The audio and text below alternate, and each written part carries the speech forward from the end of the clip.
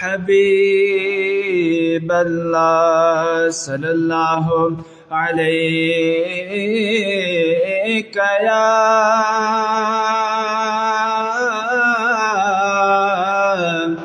یا رسول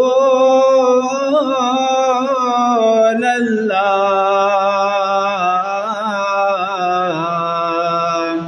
وسلم علیک یا حبیب اللہ سرتاب قدم ہے تنے سلطان زمن پھول سرتاب قدم ہے تنے سلطان زمن پھول لبن پھول زقن پھول بدن پھول لب پھول دہن پھول زقن پھول بدن پھول صدقے میں تیرے باغ تو کیا لائے ہیں بن پھول صدقے بن پھول لب پھول دہن پھول زقن پھول بدن پھول تن کا بھی ہمارے تو ہلائے نہیں ہلتا تن کا بھی ہمارے تو ہلائے نہیں ہلتا تن کا بھی ہمارے تو ہلائے نہیں ہلتا تم چاہو تو ہو جائے ابھی کوہ محل پھول تم چاہو تو ہو جائے ابھی کوہ محل پھول واللہ جو مل جائے گل کا پسینہ واللہ جو مل جائے میرے گل کا پسینہ واللہ جو مل جائے پھول مانگے نہ کبھی عطر نہ پھر چاہے دلہن پھول کیا بات رضا اس چمنستان کرم کی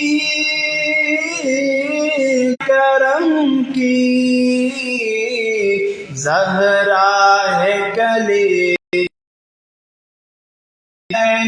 اور حسن پھول زہرا ہے کلی جس میں حسین اور حسن پھول لب پھول دہن پھول لب پھول دہن پھول پھول بدن پھول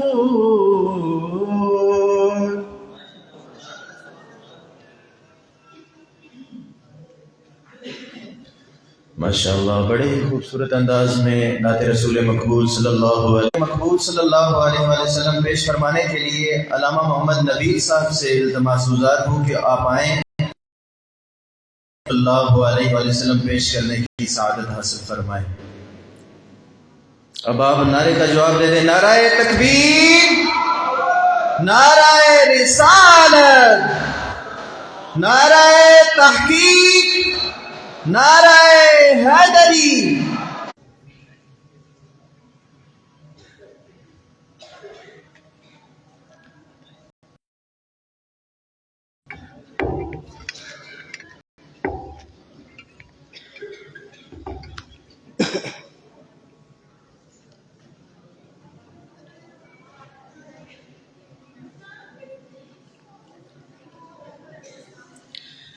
صلی اللہ علیہ وسلم علیک یا حبیب اللہ،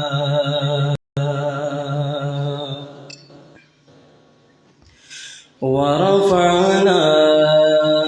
لك ذکرک، ورفعنا لك ذکرک، ورفعنا میرے زیور تیری خوشبو، میری تیرے تیور میرے زیور، تیرا شیبہ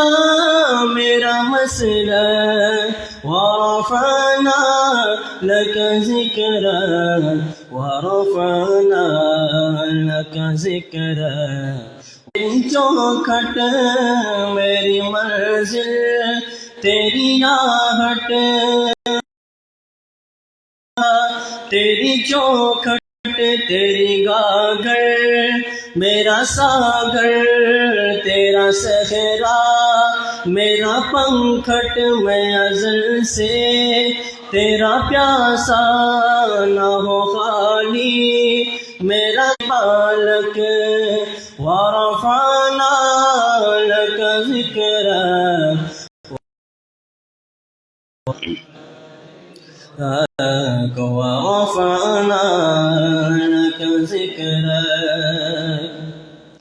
تیری مدحت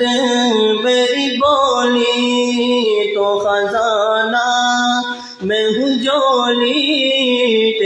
تیرا جھونکا میری ڈولی، تیرا رستہ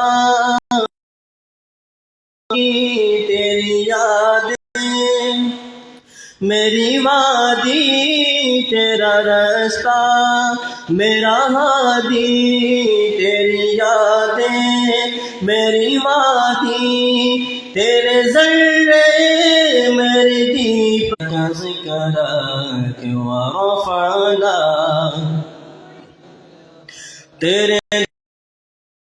دل بینا کبھی فارا کبھی سینہ، تیرے دم سے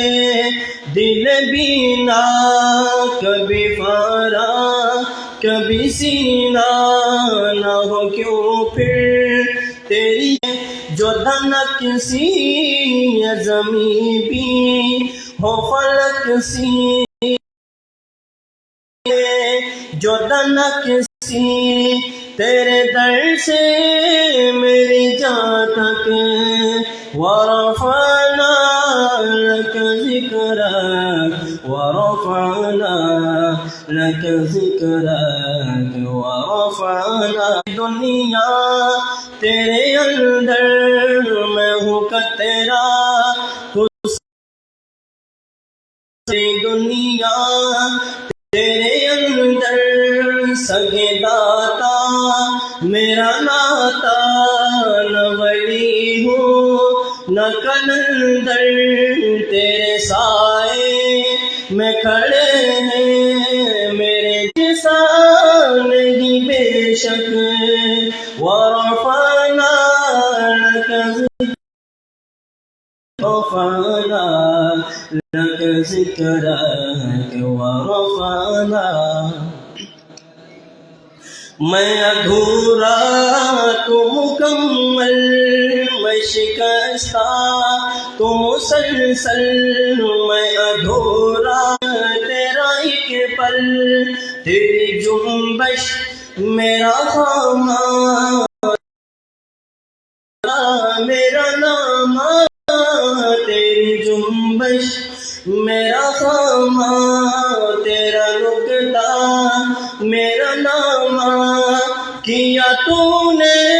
مجھے زیرت ورفعنا سوچے ہے سوالی میرا لہجہ ہو میری سوچے ہے سوالی میرا لہجہ ہو بلالی شب تیرا کر خیرا شب تیرا میرے دل بھی ہو مثالی میرا مظہر رہے اجلا میرا دامن تیرا مظہر ہو میرا فن رہے اجلا میرا دامن نہ ہو مجھ میں کوئی کالک ورفعنا لک ذکرک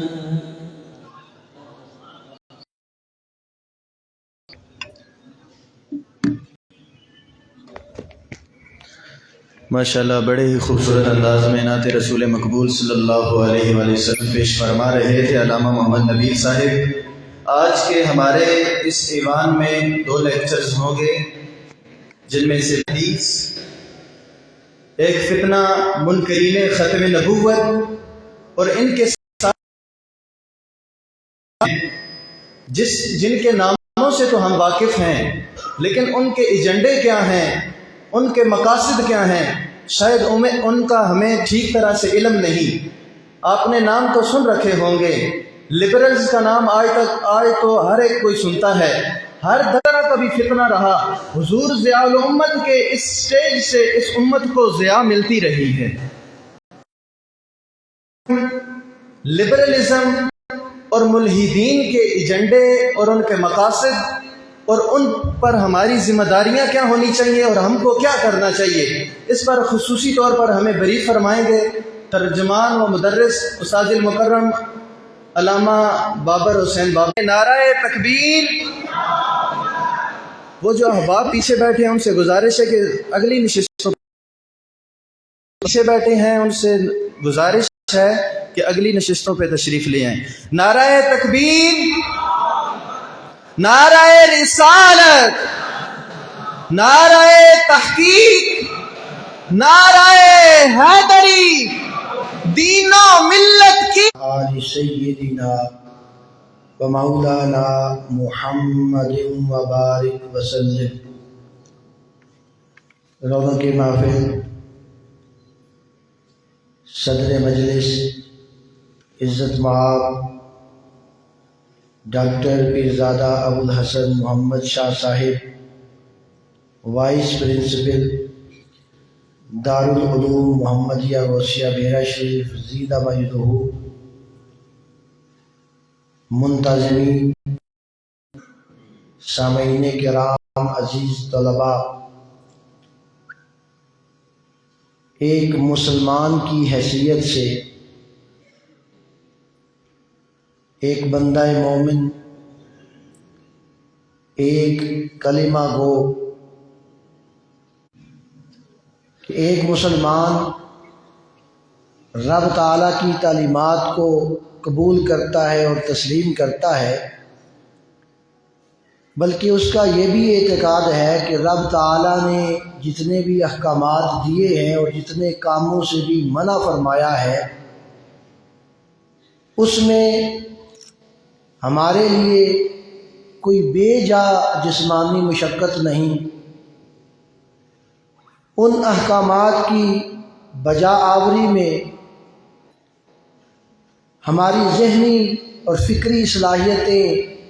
بانجھ نہیں ہو جاتی، بلکہ ہمارا یقین ہے کہ جن احکامات کا رب تعالیٰ نے ہمیں پابند بنایا ہے وہ ہماری فکری صلاحیتوں کی نشو و نما کرنے میں بھی مفید ثابت ہوتے ہیں، ہماری زندگی کو بہتر انداز سے گزارنے میں بھی معاون ثابت ہوتے ہیں، اور ان احکامات پر عمل پیرا ہونا اور ان منہیات سے رک جانا ہمارے لیے آخرت میں بھی نجات اور کامیابی کا سبب اور ضامن ہے۔ یہ ایک بندہ مومن کا ایمان ہے کہ اللہ تعالیٰ کے احکامات پر عمل کرنا، اسلام کی تعلیمات پر عمل کرنا ہمارے لیے نہ تو کسی بے جا جسمانی مشقت کا باعث ہے، نہ ہماری فکری صلاحیتوں کو وہ ماند کرتا ہے، اور نہ اس سے ہمیں کسی قسم کی کوئی پریشانی ان پابندیوں کی وجہ سے، ان احکامات پر عمل پیرا ہونے کی وجہ سے کوئی پریشانی ہوتی ہے۔ یہ اسلامی فکر ہے، اسلامی سوچ ہے۔ ہر بندہ جو ایماندار ہے، کلمہ گو ہے، مسلمان ہے، وہ اسلامی تعلیمات کے بارے میں یہی یقین کامل رکھتا ہے، اور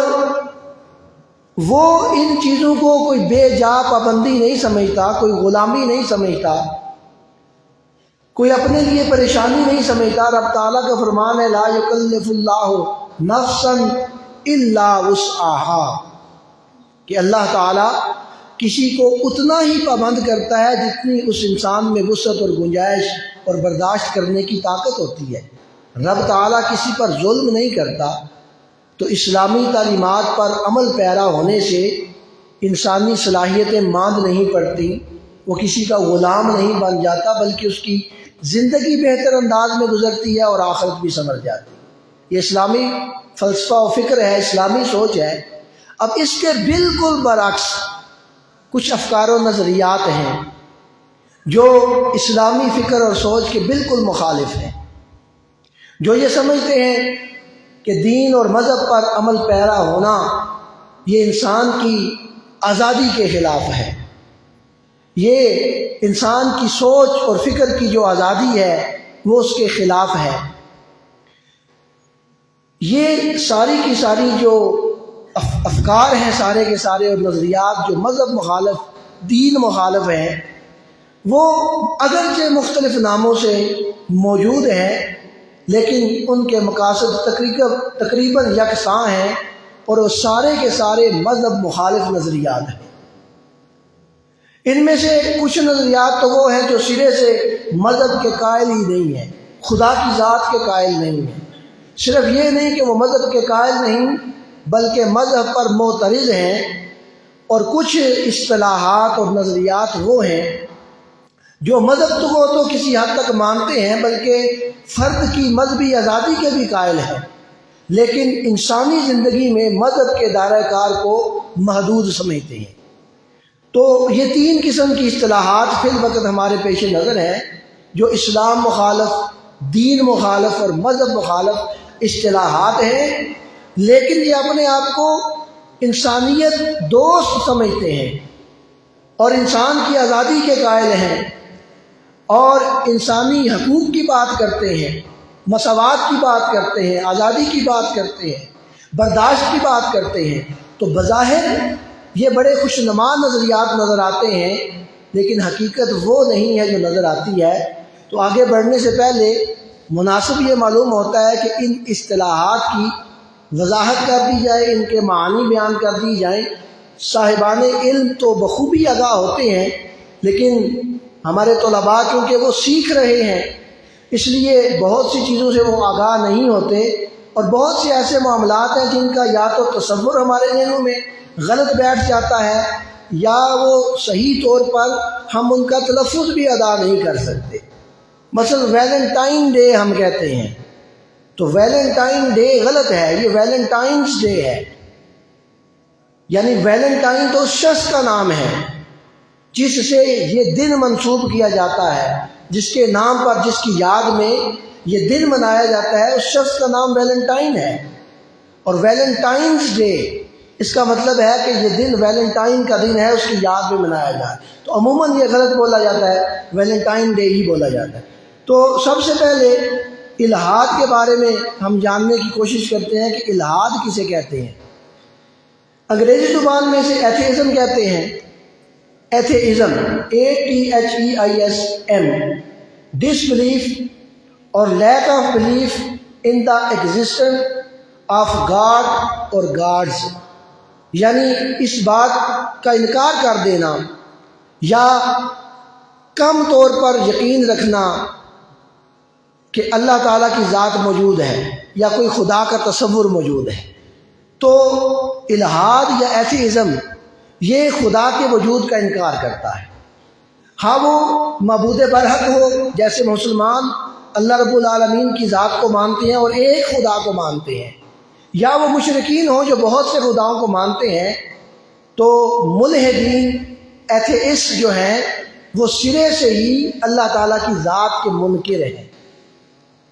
ایک فکر اور نظریہ ہے، سوچ ہے، اور ایک ہے اس فکر اور نظریے کو اپنانے والا، اس پر عمل کرنے والا۔ تو ایتھیزم یا الہاد یا اسے دہریت بھی کہتے ہیں، یہ ایک فکر ہے، ایک سوچ ہے، ایک نظریہ ہے، ایک خیال ہے۔ اسے ہم الہاد کہیں گے یا ایتھیزم کہیں گے۔ اور ایک وہ شخص ہے جو اس نظریے کا قائل ہے، اس کا معترف ہے، اسے ہم ایتھیسٹ کہیں گے یا اسے ہم ملحد کہیں گے۔ تو الہاد سوچ اور فکر کا نام ہوا، اور ملحد اس سوچ اور فکر کے قائل کا اور معترف کا نام ہوا۔ جو خدا کے وجود کا اور مذہب کا منکر ہے وہ ملحد اور ایتھیسٹ کہلائے گا۔ اس کے بعد اصطلاح آتی ہے لبرلزم کی۔ تو لبرلزم کیا ہے؟ یہ بھی ایک نظریہ ہے، ایک سوچ ہے، ایک خیال ہے، اور لبرل وہ شخص ہے جو اس خیال کا حامی ہے، جو لبرلزم کے خیالات کو، نظریات کو ماننے والا، وہ لبرل کہلائے گا۔ تو لبرلزم سوچ ہے، فکر ہے، اور لبرل اس سوچ کو ماننے والا، اس کا قائل ہے۔ تو لبرل شخص زیادہ سے زیادہ شخصی آزادی کا قائل ہے۔ وہ ہر قسم کی معیشت کی آزادی، تعلیم کی آزادی، نظریات کی آزادی، اظہار رائے کی آزادی، مذہب کی آزادی۔ تو مذہب کی آزادی کو تسلیم کرنا کوئی بری چیز نہیں ہے، لیکن یہاں سے جو مذمت کا پہلو شروع ہوتا ہے وہ یہ عزم ہے۔ تو اپنے اظہار رائے کی آزادی مانگنا، تعلیم کی آزادی مانگنا، معیشت کی آزادی مانگنا، یہ حدود و قیود کے ساتھ ہر شخص کا حق ہے، یہ کوئی غلط چیز نہیں ہے۔ اور مذہب کی آزادی بھی ہر شخص کا حق ہے، لیکن یہ کہنا کہ میرے کسی بھی قسم کے نظریے اور خیال کے درمیان مذہب رکاوٹ نہ ڈالے، تو یہ وہ ہے، اس قسم کا نظریہ جو ہے وہ لبرلزم کہلائے گا، اور جو اس قسم کی آزادی کا قائل ہے وہ لبرلزم کے اس مفہوم سے ہے جو اپنے خیالات میں مذہبی پابندیوں کو قبول نہیں کرتا، مذہبی احکامات کو سرے سے وہ اگنور کر دیتا ہے، ان کا انکار کر دیتا ہے، اور وہ اپنے لیے آزادی کا یہ حصہ سمجھتا ہے کہ مذہب بھی اس لبرلزم کے اس پہلو سے ہماری بحث نہیں ہے، اور یہ قابل مذمت پہلو بھی نہیں ہے۔ لیکن یہ اس حد تک ہے کہ ہمارے کسی بھی نظریے اور خیال میں مذہب رکاوٹ نہ ڈالے، لبرلزم کا یہ پہلو قابل قبول نہیں ہے۔ اس کے بعد تیسری اصطلاح ہے سیکولرزم کی۔ تو سیکولرزم کے بھی بہت سے مفاہیم ہیں انسٹیٹیوشن، کہ سیکولرزم اس چیز کا نام ہے کہ ریاست کو مذہب کے، ریاست کا جو قانون ہے وہ کسی مذہب کا قانون نہ ہو، مذہبی تعلیمات پر مشتمل نہ ہو،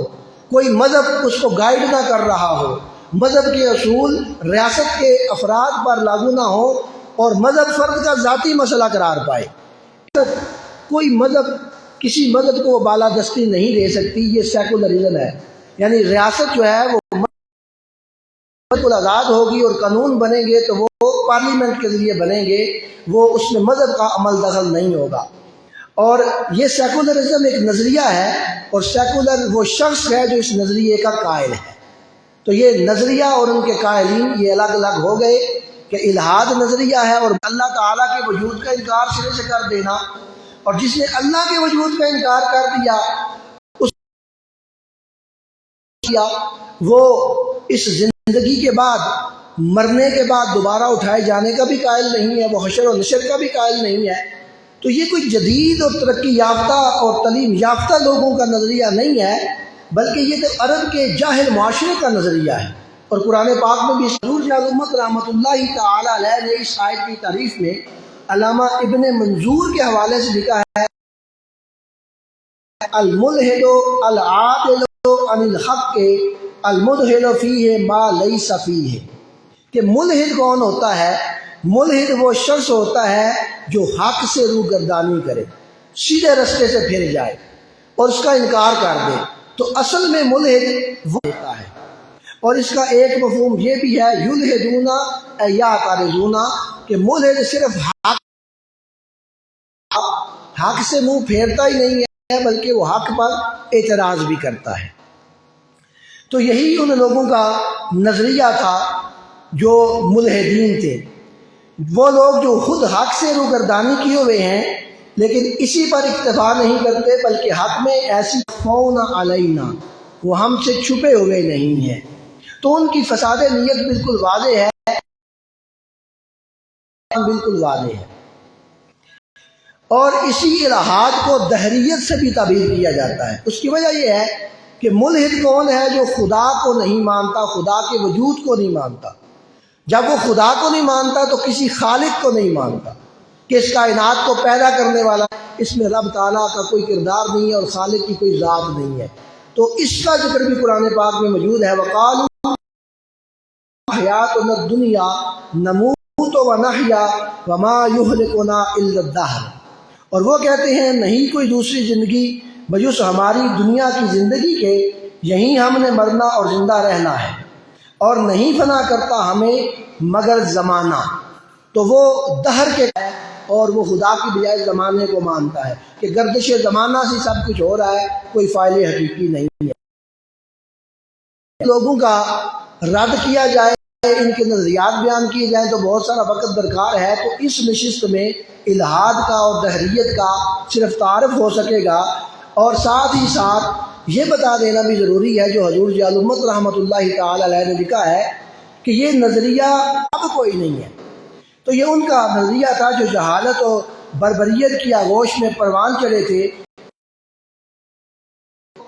عصر حاضر کے ملحد فلسفی اور مادہ پرست سائنسدان بڑی شد و مت سے پیش کرتے ہیں، یعنی یہ ہے تو جاہلین کا نظریہ، زمانہ جاہلیت کے لوگوں کا نظریہ ہے، جب وہ وحی الہی سے بھی محروم تھے، کوئی رہنما بھی ان کے پاس نہیں کا ضامن سمجھا جائے، بلکہ یہ عرب کے جاہلوں کا نظریہ ہے۔ عہد جدید کے بعض ملاحدہ اگر یہی اعتقاد رکھتے ہیں تو اس کی ترقی یافتہ اور محققانہ نظریہ نہیں کہا جا سکتا۔ ترقی یافتہ اور محققانہ نظریہ وہی ہے جسے قرآن کریم نے بیان کیا ہے اور جس کا اعلان اور تبلیغ محبوب رب العالمین علیہ الصلوۃ والسلام نے فرمائی۔ تو الہاد کے تعارف کے لیے اور ملحدین کی سوچ اور فکر کے حوالے سے اس نشست میں اتنا ہی کافی ہے، کیونکہ باقی اصطلاحات پر بھی بات کرنی ہے کہ ملحدین جو ہیں، ایک تو یہ ہے کہ وہ نئی سوچ لے کر نہیں آئے، کوئی انہوں نے گردش زمانہ سے کچھ نہیں سیکھا، کوئی جدید حالات کا وہ حل اور جدید مسائل کا حل لے کر نہیں آئے، کوئی یہ نظریہ علم اور شعور اور آگہی سے نہیں پھیلا۔ نعرہ تکبیر، نعرہ رسالت۔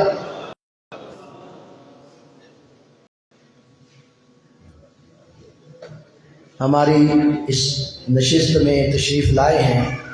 حضرت علامہ مولانا مفتی سہیل احمد سیالوی صاحب۔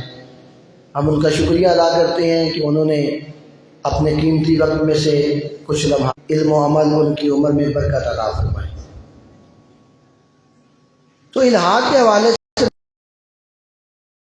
ہے کہ یہ کوئی نیا نظریہ نہیں ہے، یہ پرانا ہی نظریہ ہے جو کہ عرب کے بادیہ نشینوں کا نظریہ تھا کہ خدا کی ذات کے وہ منکر تھے۔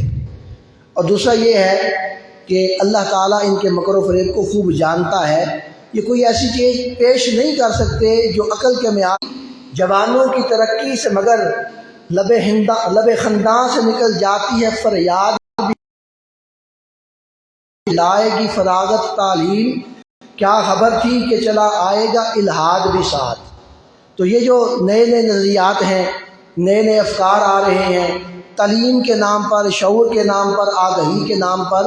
یہ دراصل ملحدانہ نظریات ہیں۔ تو بات کرتے ہیں جہاں پر بھی انسانیت پر ظلم ہوگا لبرل اس کے حق میں بولیں گے، اور انسان کے حقوق پیدا ہوتا ہے کہ اگر آپ کا لبرلزم سے یہی آپ کا معنی مراد ہے کہ اس سے مراد آپ انسان کی آزادی لیتے ہیں، اس کا حق لیتے ہیں اور آپ انسانیت کی قدر کرتے ہیں، تو پھر اس میں اسلام سے ہٹ کر کون سی آپ نے نئی چیز پیش کر دی ہے؟ اور اسلام سے بڑھ کر اپنی مرضی ہے، تو یہ انسان نے تو مذہبی اسلام نے تو مذہبی آزادی دے رکھی ہے۔ اسی طرح اگر آپ تو وہ بھی قرآن پاک میں اس کا حکم بھی دیا گیا، سورہ مائدہ میں آیت نمبر 45 ہے، وَكَتَبْنَا عَلَيْهِمْ فِيهَا أَنَّ النَّفْسَ بِالنَّفْسِ وَالْعَيْنَ بِالْعَيْنِ وَالْأَنْفَ بِالْأَنْفِ وَالْأُذُنَ بِالْأُذُنِ وَالسِّنَّ بِالسِّنِّ وَالْجُرُوحَ قِصَاص۔ عفو و درگزر کی تلقین بھی فرما دی، اور یہ عدل و انصاف اور رحم و کرم کا ایک حسین امتزاج ہے۔ اب اس سے بڑھ کر انسانی قدر اور انسان کی آزادی اور مساوات کا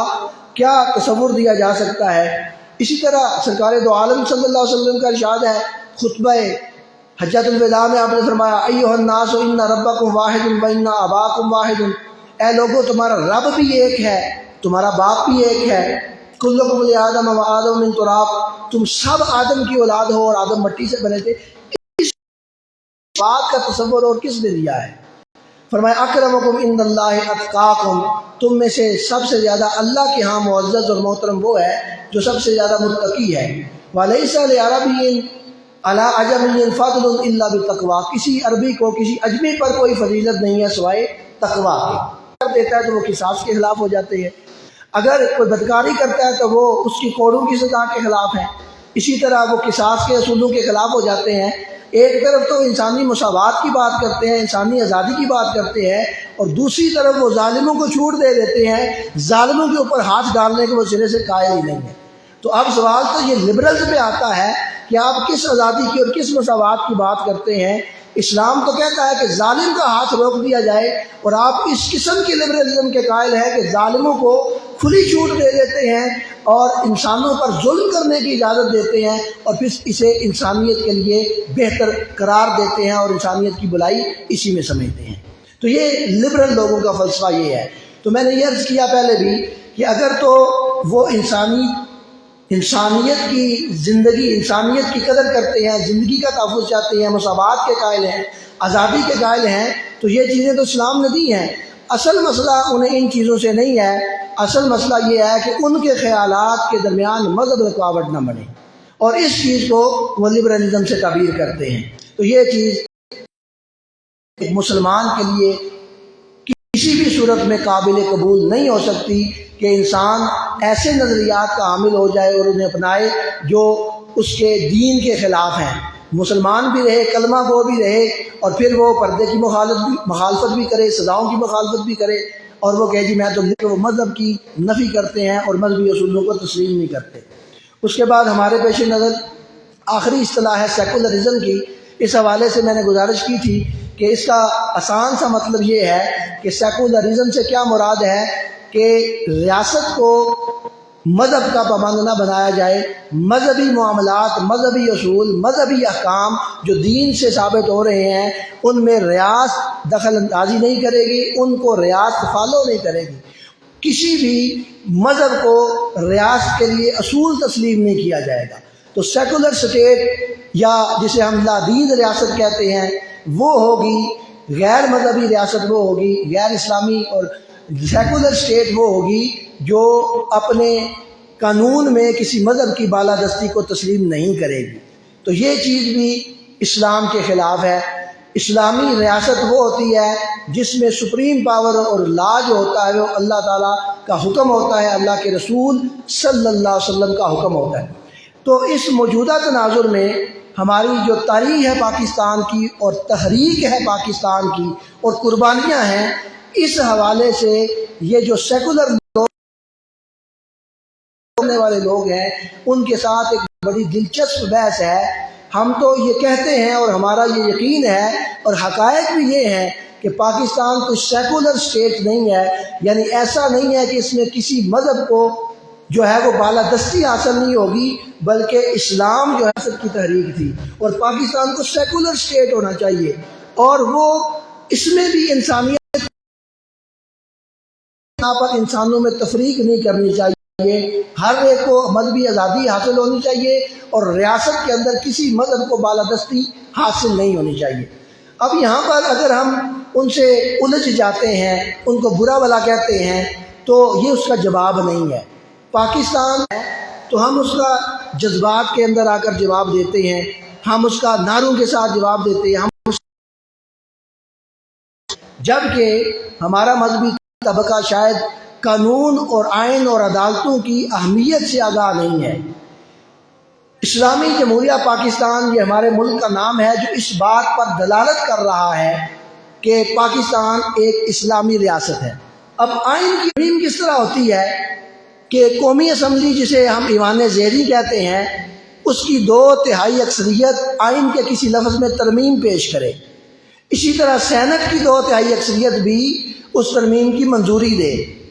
تو اب آپ کے پاس 342 اراکین قومی اسمبلی میں ہیں۔ یہ بات ذرا توجہ سے سنیے گا، یہ ہمارے لیے بڑی خوش آئند بات ہے اور سیکولرز کو بہترین جواب ہے اور ان کی 2/3 اکثریت بنتی ہے 70۔ تو ایک صرف لفظ اسلامی ہٹانے کے لیے پر سیکولر اسٹیٹ بنانا چاہتے ہیں اور اسلامی جمہوریہ پاکستان کو صرف جمہوریہ پاکستان بنانا چاہتے ہیں۔ صرف ایک لفظ اسلامی ہٹانے کے لیے آئین میں ترمیم کرنی پڑے گی، گویا قومی اسمبلی کے بھی 2/3 اراکین 228 342 میں سے یہ ترمیم کریں، ایسا کرنا ممکن نہیں ہوتا، انتہائی مشکل ہوتا ہے، کیونکہ دونوں ایوانوں میں تو کیا ایک ایوان میں بھی اکثریت حاصل نہیں ہوتی، جب تک وہ دوسری جماعتوں کا تعاون حاصل نہ کر لے وہ آئین میں ترمیم نہیں کر سکتی۔ تو ہمیں آئین کی اہمیت سے آگاہی حاصل ہونی چاہیے اگر ہم سیکولرزم کا مقابلہ کرنا چاہتے ہیں، اور ہم یہ چاہتے ہیں کہ پاکستان ایک اسلامی ریاست کے طور پر قائم رہے۔ جیسے اسلامی ریاست جو پاکستان اسلامی ریاست ہے وہ سیکولر نہیں بن جاتی، کیونکہ آئین کے اندر یہ اسلامی جمہوریہ ترمیم کے بغیر نہیں ہو سکتا۔ اور اگر ہمارا شعور بیدار ہو اور ہم آئینی اور قانونی طریقہ کار اپنائیں اور یہ شعور پیدا کریں کہ یہ اسلامی ریاست ہے، اور یہ تحریک ساری جو جد و جہد ہے یہ اسلامی ریاست کے لیے ہی ہوئی تھی۔ حضور جالمت رحمۃ اللہ تعالی علیہ نے ایک جگہ پہ لکھا ہے کہ پاکستان کے لیے پاکستان خالصتاً اسلامی ریاست کی ایک تحریک ہے، اور پھر قائد اعظم کی طرف سیکولرزم کو منسوخ کر دیا جاتا ہے۔ طور پر یہ فرامین موجود ہیں کہ ہمارا آئین تو اس وقت کے مطابق جب قائد اعظم موجود تھے، ان کا 1300 سال پہلے قرآن و سنت کی موجود صورت میں ہمارا آئین بن چکا تھا، اور آپ کا واضح فرمان موجود ہے کہ ہم نے یہ خطہ اس لیے حاصل کیا تھا کہ یہاں پر اسلامی تعلیمات کا عملی تجربہ کر سکے۔ کوئی بھی ملک جتنا بھی جمہوریت پسند ہو، لبرل ہو، اپنے آپ کو جتنا بھی آزاد خیال کہہ رہے، کوئی بھی ملک جو ہے وہ اپنے آئین کے خلاف آنچ نہیں آنے دیتا اور آئین کی مخالفت برداشت نہیں کرتا۔ اور جو کسی قوم نے آئین بنا دیا ہے وہ جمہوری ہے، وہ اس قوم کے تمام افراد نے مل کر بنایا ہے۔ اگر امریکہ میں ایک اصول بنا دیا گیا، چاہے وہ جو بھی اصول بنائیں، وہ جمہوری ہے، وہ آئینی ہے، تو پاکستان کی عوام نے جو آئین بنایا ہے، بانیان پاکستان نے جو آئین بنایا ہے، وہ دنیا کے اصولوں کے مطابق، ہم اپنے اسلام اور مذہب کے دلائل نہیں دے رہے، دنیا کے اصولوں کے مطابق ہمارا ایک جمہوری حق ہے کہ ہم اپنے لیے فیصلہ کریں کہ ہم نے کون سا نظام پاکستان میں نافذ کرنا ہے۔ جب ایک لبرل شخص اپنے خیالات کو بالا تر سمجھتے ہوئے اپنا قانون بنانے کی بات کرتا ہے کہ میں آزاد ہوں کہ میں اپنا قانون بناؤں، جب سیکولر شخص یہ دعویٰ کرتا ہے کہ اسلام کی یا کسی بھی مذہب کی بالادستی کو ہم قبول نہیں کرتے، تو ایک ایسے لوگ جو مسلمان ہیں اور یہ فیصلہ کر رہے ہیں اور آئین بنا رہے ہیں کہ ہم اسلام پر عمل کرنا چاہتے ہیں، تو ان پر قدغن کس وجہ سے لگائی جاتی ہے اور انہیں غلط کیوں کہا جاتا ہے، پھر انہیں تنگ نظر یا انہیں اس قسم کی اصطلاحات سے کیوں نوازا جاتا ہے۔ تو ہمارے آئین میں واضح طور پر یہ چیزیں موجود ہیں جو ہمارے اسلامی نظام کو تحفظ دینے والی چیزیں ہیں۔ کے اندر ایک دیباچے کے طور پر شامل ہیں، اس میں واضح طور پر لکھا ہوا ہے کہ مسلمانوں کو اس قابل بنایا جائے گا کہ اپنی زندگی کو اسلامی تعلیمات و مقتضیات کے مطابق جس طرح کے قرآن پاک اور سنت میں ان کا تعین کیا گیا ہے ترتیب دے سکے۔ یہ بات ہمارے آئین میں لکھی ہوئی ہے اور اس پر اعتراض کرنے کا کسی کو حق حاصل نہیں ہے۔ ہاں وہ اپنے آپ کو لبرل کہے، آزاد خیال کہے، سیکولر کہے، جو بھی اس کا خیال ہوگا، اگر پاکستان کے آئین پر اعتراض کرتا ہے تو وہ بھی اسی طرح غدار ہے، وہ بھی اسی طرح ریاست کا دشمن ہے۔ وہ سیکولر کہہ رہے اور لبرل کہہ لے تو پھر اس کو یہ اجازت مل جاتی ہے کہ وہ آئین بھی اپنی مرضی کا ترتیب دے. تو یہ آئین ہے اور یہ جو ہے وہ سب کے لیے قابل عمل ہے، بلکہ اس پر عمل کرنا ضروری ہے. اور اگر آپ اقلیتوں کی بات کرتے ہیں تو اس کا بھی لکھا ہوا ہے کہ اقلیت آزادی پاک اور سنت میں منضبط اسلامی احکام کے مطابق بنایا جائے گا، جن کا اس حصے میں بطور. اور اگلی بات ذرا غور سے سنیے، ہمارے آئین میں کیا لکھا ہوا ہے؟ ایسا کوئی قانون وضع نہیں کیا جائے گا جو مذکورہ احکام کے منافی ہو. یعنی یہ پاکستان کے آئین میں لکھا ہوا ہے، آئینی طور پر یہ مسلم شدہ چیز ہے کہ کوئی بھی ایسا قانون نہیں بنایا جا سکتا جو اسلامی تعلیمات کے منافی ہو. دار اسلام سے خارج کافر مرتد قرار دیا گیا اور اقلیت قرار دیا گیا ہے، وہ عام آئین کا آرٹیکل 260 ہے. آئین کے آرٹیکل 260 میں مسلمان کی تعریف کی گئی ہے کہ مسلمان کون ہوتا ہے. مسلمان وہ ہوتا ہے جو اللہ تعالیٰ کی وحدانیت پر یقین کامل رکھتا ہو اور حضرت محمد مصطفیٰ صلی اللہ علیہ وسلم کو اللہ تعالیٰ کا آخری نبی مانتا ہو. نے بتا دیا ہے. تو کوئی جتنا بھی آزاد خیال کیوں نہ ہو، وہ اگر اسے کو بتایا جائے کہ مرضیت ہے تو وہ سمجھ جائے گا کہ واقعہ ایسا کرنے سے انسان کافر ہو جاتا ہے. تو آپ کا ختم نبوت والا قانون اور آئین کا حصہ جو ہے وہ انتہائی محفوظ ہے، اس کو بدلنا کسی کے بس کی بات نہیں ہے. صرف ہمیں یہ شعور ہونا چاہیے کہ ہم آئینی طور پر کہاں کھڑے ہیں. اگر آئین کی کسی بھی شق پر کوئی، اگر امریکہ اور برطانیہ کے آئین کی کسی شق کو کوئی نہیں مانتا تو وہ غدار کہلاتا ہے. تو ہمارا بھی یہ حق ہے. جمہوری قانون توہین رسالت کے حوالے سے بتا دوں، وہ آئین کا حصہ تو نہیں ہے لیکن وہ عام قانون کا حصہ ہے اور وہ بھی بغیر ترمیم کے تبدیل نہیں کیا جا سکتا. اور اس میں جو ترمیم کا طریقہ کار ہوتا ہے کہ جو حاضر اراکین ہوتے ہیں ان کی سادہ اکثریت سے کوئی بھی قانون نیا اس کی مخالفت کرتا پھرے اور اپنے ملک کے قانون کو اس طرح تنقید کا نشانہ بنائے اور منصب پر فائز ہو، اور جس نے حلف ہی آئین پر لیا ہو، آئین کے تحفظ پر حلف لیا ہو، وہ اگر کسی پاکستان کے قانون کو بلا وجہ تنقید کا نشانہ بنائے تو پھر وہ بھی اسی طرح مجرم ہے جس طرح کوئی اور شخص مجرم ہے. تو یہ چند گزارشات ہیں.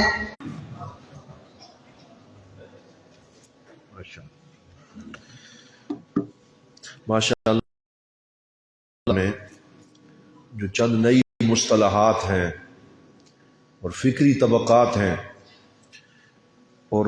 جو اسلام دشمن عناصر ہیں ان کے مختلف وار جو ہمارے اوپر ہوتے ہیں، ان کے حوالے سے ہمیں آگاہ فرما رہے تھے جناب پروفیسر علامہ بابر حسین بابر نے یہ لیکچر عطا فرمایا. آج کے ہمارے اس 7ویں روز کا جو ہے وہ ہمارے ملک کی ایک نامور علمی شخصیت جناب محترم المقام علامہ مفتی سہیل احمد سیالوی صاحب زیدہ مجدہ ان کا ہے، اور آپ چیئرمین ہیں تفہیم الاسلام فاؤنڈیشن دینا ادام اللہ ظلہ. ان کے صاحبزادے ہیں اور ان کی خدمت قرآن کے اندر جو طویل ایک ان کی خدمات ہیں وہ کسی سے فراموش نہیں ہے. اللہ کریم استاد گرامی کو عمر دراز نصیب فرمائے اور ان کا سایہ تا دیر سلامت رکھے. اب جس موضوع پہ آپ گفتگو سننے جا رہے ہیں وہ اہم ترین موضوع ہے اور وہ ہے مقاصد شریعت اسلامیہ کا. اور مقاصد شریعت کیا ہیں وہ تو ابھی آپ مفتی صاحب سے سنیں گے. میں صرف ایک بات عرض کرنا چاہتا ہوں، کسی بھی عالم دین کو اپنے زمانے میں خدمت دین کرنے کے لیے صرف یہ ضروری نہیں ہوتا کہ وہ قرآن و سنت کی نصوص کو یاد کرے، بلکہ اللہ رب العزت کے احکامات کے پیچھے جو مقاصد کار فرما ہے انہیں جاننا ضروری ہوتا ہے. جیسے کہتے ہیں جانے بغیر جو مفتی فتویٰ دیتا ہے تو اس کے فتوے سے فتنہ پیدا ہوتا ہے، لڑائی ہوتی ہے اور جاتا ہے. اسی طرح یہ مقاصد شریعت کا عنوان انتہائی اہم ہے، لیکن ہمارے ہاں مدارس اسلامیہ میں، تعلیمی اداروں میں، حتیٰ کہ یونیورسٹیز کے اندر بھی بہت کم حد تک اس پہ توجہ ہے. لیکن مصر میں اور دیگر تمام جو ہمارے فارن کے یونیورسٹیز ہیں، اسلامی پوچھنے کے انداز میں جب آپ کسی فتویٰ دیتے ہیں تو بہت بڑی تبدیلی آتی ہے. حضرت سیدنا بارے میں مشہور ہے نا کہ جب عام المجاع ہوا اور ہر طرف بھوک اور فاقہ آ گیا تو ان دنوں میں آپ نے قطع ید کی جو یہ سزا ہے اس کو تھوڑے دنوں کے لیے اٹھا دیا تھا کہ چور کے ہاتھ کاٹے جانے والی، کیونکہ لوگ فاقہ کشی میں اس حد تک مبتلا ہو گئے تھے۔ تو خیر حاصل گفتگو کرنے کے لیے، ہماری رہنمائی فرمانے کے لیے تشریف لاتے ہیں جناب حضرت علامہ سیالوی صاحب زیدہ مجدہ، آپ کو دعوت دیتے ہیں کہ آپ تشریف لائیں اور گفتگو فرمائیں۔ نعرہ تکبیر، نعرہ رسالت، سیدی مرشدی۔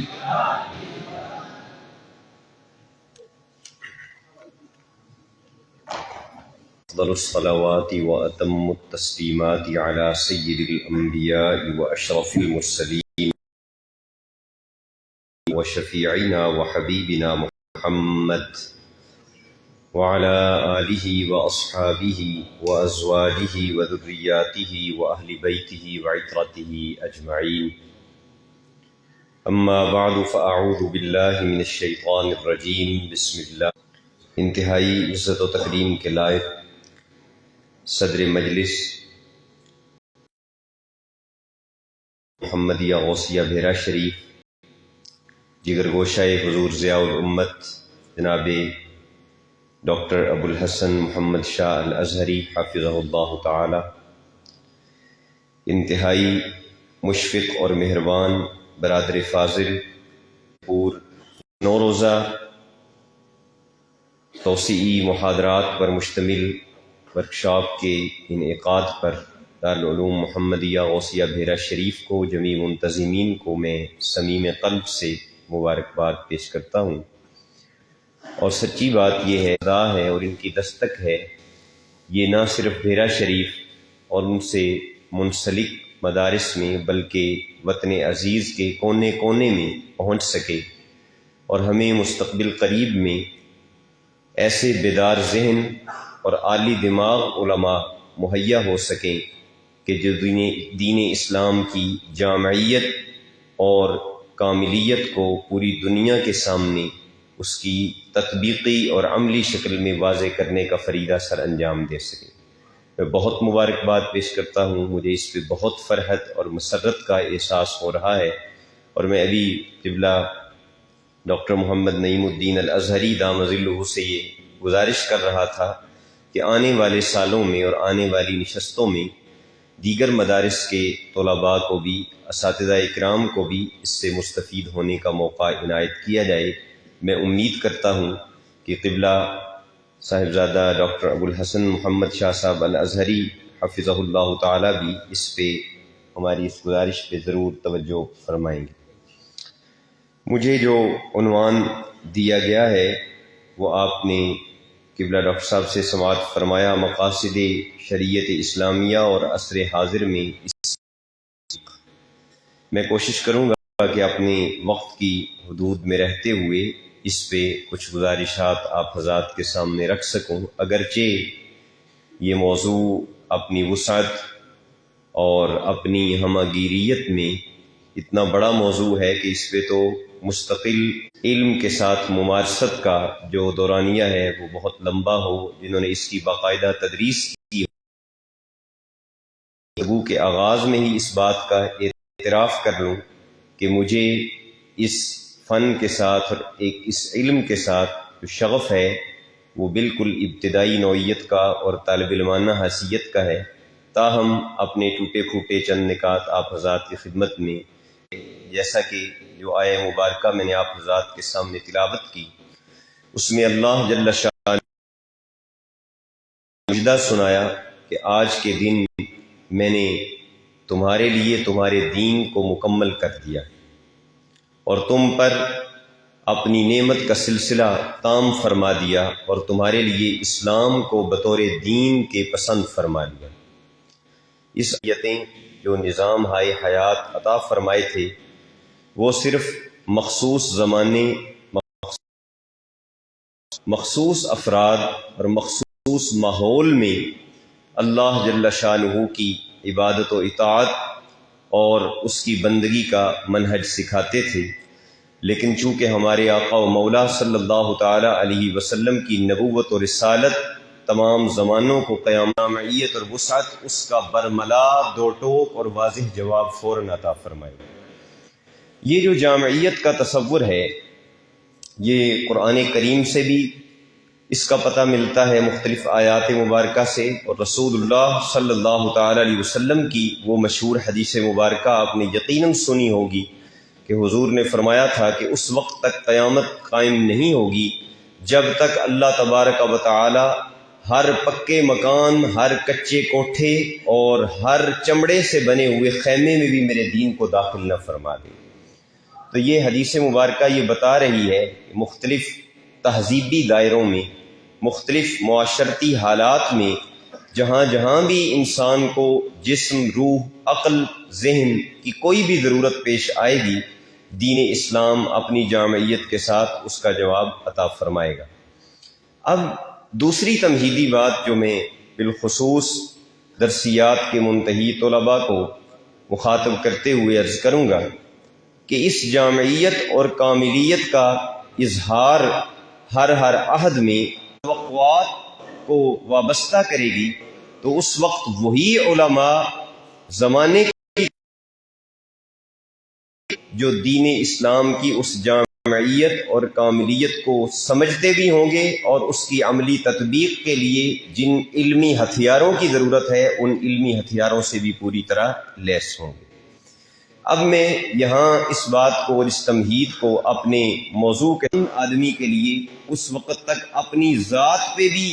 تدین کا پہرا بٹھانا ممکن نہیں جب تک کہ وہ مقاصد شریعہ سے پوری طرح آگاہ نہیں ہو جاتا۔ اس حوالے سے میں یہ سمجھتا ہوں کہ دینی مدارس کے وہ طلباء جنہیں بطور خاص فقہ اور اصول فقہ سے دلچسپی ہے، ان کا آج یہ فریضہ بنتا ہے کہ وہ علم مقاصد الشریعہ اور قواعد فہم النصوص اور ادب الخلاف جیسے ایسے علوم کہ جو مسلسل اگنورنس کا شکار ہیں اور جن کو ہم نے طاق نسیاں کی زینت بنا دیا ہے، ان کی طرف اپنی توجہ کو مرکوز کریں۔ آج کے اس خطبے میں بھی میں کوشش کروں گا کہ چند مصادر و مراجع آپ کو نوٹ کروا سکوں، اور قبلہ ڈاکٹر محمد نعیم الدین الازہری دام ظلہ اس حوالے سے بہت وسیع مطالعہ اور بہت عمدہ تجربہ رکھتے ہیں۔ مجھے آپ سے کچھ تبادلہ خیال، میں امید کرتا ہوں کہ آج کی اس نشست کے بعد آپ حضرات ان سے بھی پوری طرح مستفید ہونے کی اس حوالے سے کوشش فرمائیں گے۔ اب میں بالکل اپنے عنوان پہ آ جاتا ہوں۔ ظاہر ہے کہ ہم میں سے بہت سے لوگوں کا مقاصد الشریعہ کے ساتھ بہت مفید اور کارآمد ہوتا ہے۔ ہم ان میں سے تین چیزوں کو بطور خاص، ہر علم و فن کے آغاز میں وہ تین چیزیں بتائی جاتی ہیں، اور وہ اس علم کی تعریف، اس کا موضوع اور اس کی غرض و غایت۔ تو علم مقاصد الشریعہ کی تعریف کیا ہے، اس کا موضوع کیا ہے اور اس کی غرض و غایت کیا ہے، ہم یہاں سے بات شروع کریں گے تو شاد اور تکلیف دہ چیزوں کو اور نقصان دہ چیزوں کو دور کرنا ہے۔ اگر ہم اس کے موضوع پہ غور کرتے ہیں تو علم مقاصد الشریعہ کا موضوع احکام شرعیہ ہے، لیکن اس اعتبار سے کہ وہ احکام شرعیہ کچھ مقاصد کے ساتھ اور کچھ اہداف کے ساتھ، کچھ نتائج کے ساتھ مربوط ہیں اور کنیکٹڈ۔ اس کی غرض ہم اس طرح شخص علم مقاصد الشریعہ کو گہرائی کے ساتھ مطالعہ کرے گا اور اس میں رسوخ حاصل کرے گا تو وہ اس قابل ہو سکے گا کہ وہ احکام کے ساتھ مربوط مقاصد کو سمجھ کر عمل اجتہاد میں ان مقاصد کی تشکیل اور تطبیق کے لیے علم مقاصد کی تعریف، اس کا موضوع اور اس کی غرض و غایت مجھے اچھی طرح احساس سن کر بہت سے اذہان شاید اپنے اندر ان کے حوالے سے وہ انس محسوس نہ کر رہے ہوں، اس لیے ہم اس بات کو تھوڑا سا کھولتے ہیں تاکہ ہم مقاصد الشریعہ کا جو بیسک کانسیپٹ ہے اس کو بھی واضح کر سکیں۔ اور دوسرے شہر میں جاتے ہیں اور آپ ایک عاقل، بالغ، سمیع و بصیر انسان ہیں تو آپ سے یہی رائے گاں اپنا وقت برباد نہیں کر رہے ہوں۔ آپ کے ذہن میں کوئی نہ کوئی ٹارگٹ ہوگا، کوئی نہ کوئی ہدف ہوگا، آپ کسی عالم ربانی کی زیارت کے لیے جا رہے ہوں گے، آپ کسی دینی مقصد کی تکمیل کے لیے جا رہے ہوں گے، جب کسی صاحب حکمت انسان میں اس کے آگے ابواب سازی کی ہے اور فصول سازی کی ہے، پھر ہر باب کے ذیلی مقاصد ہیں۔ مثلا خرید و فروخت کی اجازت کیوں دی گئی ہے، اس میں کچھ بیوع جو ہیں ان کو حرام اور کچھ بیوع کو حلال کیوں قرار دیا گیا ہے، نکاح کس مصلحت کے پیش نظر مشروع ہوا ہے، اور اجارہ کی اجازت کیوں دی گئی ہے۔ بیع سلم بظاہر تو منع ہونی چاہیے تھی، لیکن اس کی اجازت کیوں شریعت مطہرہ میں عطا کی گئی ہے۔ اسی طرح آپ جزوی طور پہ نیچے سے نیچے چلے جائیں تو ایک عمومی طور پہ شریعت کے مصالح اور مقاصد ہیں، ایک پھر ہر چیپٹر کے مصالح اور مقاصد ہیں، اور پھر ایک ان کے نیچے ہر جزی حکم کے ساتھ کسی نہ کسی مصلحت کا، کسی نہ کسی ہدف کا تعلق ہے۔ یہ علم مقاصد الشریعہ کی ہمارے کتب مقاصد میں پیش کیا ہے۔ اب ہم اس فن کی اور اس علم کی تاریخ پر اور اس کی جو نشو و نما ہے، اس کی ابتدا کیسے ہوئی، اس کی تدوین کیسے ہوئی، اس کے اہم مصادر اور اس کی اہم کتب کون سی ہیں، اور اصولی بھی رسول اللہ صلی اللہ تعالی علیہ وسلم کے اصحاب تھے، اور ان علوم کی بنیاد بھی صحابہ اکرام نے رکھی ہے۔ اسی طرح جب ہم مقاصد الشریعہ کی ابتدا پہ غور کرتے ہیں اور اس کی ولادت پہ غور کرتے ہیں، اس کی ابتدائی تاریخ پہ غور کرتے ہیں، تو یہ بات کھل کے سامنے آتی ہے، اور علم مقاصد الشریعہ کے ایک بہت صحابہ کرام اولین مقاصدی تھے، یعنی مقاصد کی بنیاد رکھنے والے تھے۔ اس کی سب سے پہلی مثال حضرت عمر فاروق رضی اللہ تعالی عنہ کی درخواست پر حضرت ابو بکر کا جمع مصاحف کرنا ہے، کہ جب انہوں نے یہ عرض کیا کہ قراء صحابہ بکثرت مقام شہادت پا رہے ہیں، تو کہیں ایسا نہ ہو کہ ہم محروم ہو جائیں جس طرح یہود و نصارہ اپنی کتب سے محروم ہو گئے تھے۔ حضرت ابو بکر صدیق رضی اللہ تعالیٰ عنہ نے ابتدا میں یہ فرمایا کہ میں وہ کام کیوں کروں جو رسول اللہ علیہ الصلاۃ والسلام نے نہیں کیا، لیکن جب حضرت عمر بار بار توجہ دلاتے رہے تو پھر وہ فرماتے ہیں کہ اللہ تعالیٰ نے ابو بکر کا سینہ بھی کھول دیا جیسے اللہ نے میرا سینہ کھولا تھا۔ تو یہ مصالح اور مقاصد کو پیش نظر رکھنے کی پہلی مثال ہے۔ اس کے بعد اس کی دوسری مثال یہ ہے کہ حضرت عمر فاروق رضی اللہ تعالیٰ عنہ کے زمانے میں ایک فقہی مسئلہ سامنے آیا، اور اس کی نظیر اس سے پہلے نہیں ملتی تھی، کہ چند بندوں نے مل کر ایک آدمی کو قتل کر دیا۔ دو آدمیوں نے اس کی ٹانگیں پکڑی، دو نے اس کے بازو پکڑے، کسی نے اس کی گردن پکڑی، اور چھٹے ساتویں آدمی نے چھری چلا کر یا خنجر کے ساتھ اس کو نص میں تو الحر بالحر میں ایک کے بدلے ایک کے قتل کا ذکر تھا، اور اگر قیاس سے کام لیتے مصطلح ہے تو قیاس میں مماثلت دیکھی جاتی ہے، تو مماثلت کا تقاضا بھی یہ تھا کہ ایک آدمی کی مثل دوسری طرف ایک آدمی ہو سکتا ہے، زیادہ تو نہیں ہو سکتے۔ لیکن سیدنا عمر فاروق رضی اللہ تعالی عنہ نے اس قبیلے کا نام لے کر فرمایا کہ اگر اس قبیلے کے ایک شخص بھاگتا بھاگتا آیا اور اس نے آ کے کہا کہ مجھے ایک مسئلہ تو بتائیے، عبداللہ بن عباس رضی اللہ تعالی عنہ نے فرمایا پوچھو۔ اس نے کہا کہ اگر کوئی آدمی کسی کو قتل کر دے نہ حق، اور بعد میں وہ صدق دل سے اللہ تعالیٰ کی بارگاہ میں توبہ کر لے، تو کیا اس کی توبہ قبول ہو جائے گی، اور کیا وہ شخص بالآخر جنت میں چلا جائے گا؟ تو حضرت عبداللہ بن عباس رضی اللہ تعالی عنہما نے غور سے اس کے چہرے کی طرف دیکھا اور فرمایا کہ جو کسی مسلمان کو ناحق قتل کرے گا وہ توبہ کر بھی لے تو پھر بھی وہ مخلد فی النار ہوگا، ہمیشہ ہمیشہ کے لیے جہنم میں جلے۔ اب جو دوست پاس بیٹھے ہوئے تھے، جب وہ بندہ چلا گیا تو انہوں نے عرض کیا کہ حضور یہ آپ نے آج کیا فتویٰ دیا ہے، اس سے پہلے تو آپ نے کبھی ایسا نہیں فرمایا۔ تو آپ نے فرمایا کہ مجھے نہیں آیا، یہ غصے میں ہے اور یہ کسی کو قتل کرنا چاہتا ہے، اور یہ مجھ سے اس بہانے سے اجازت لینا چاہتا ہے، ذرا اس کا پیچھا کرو۔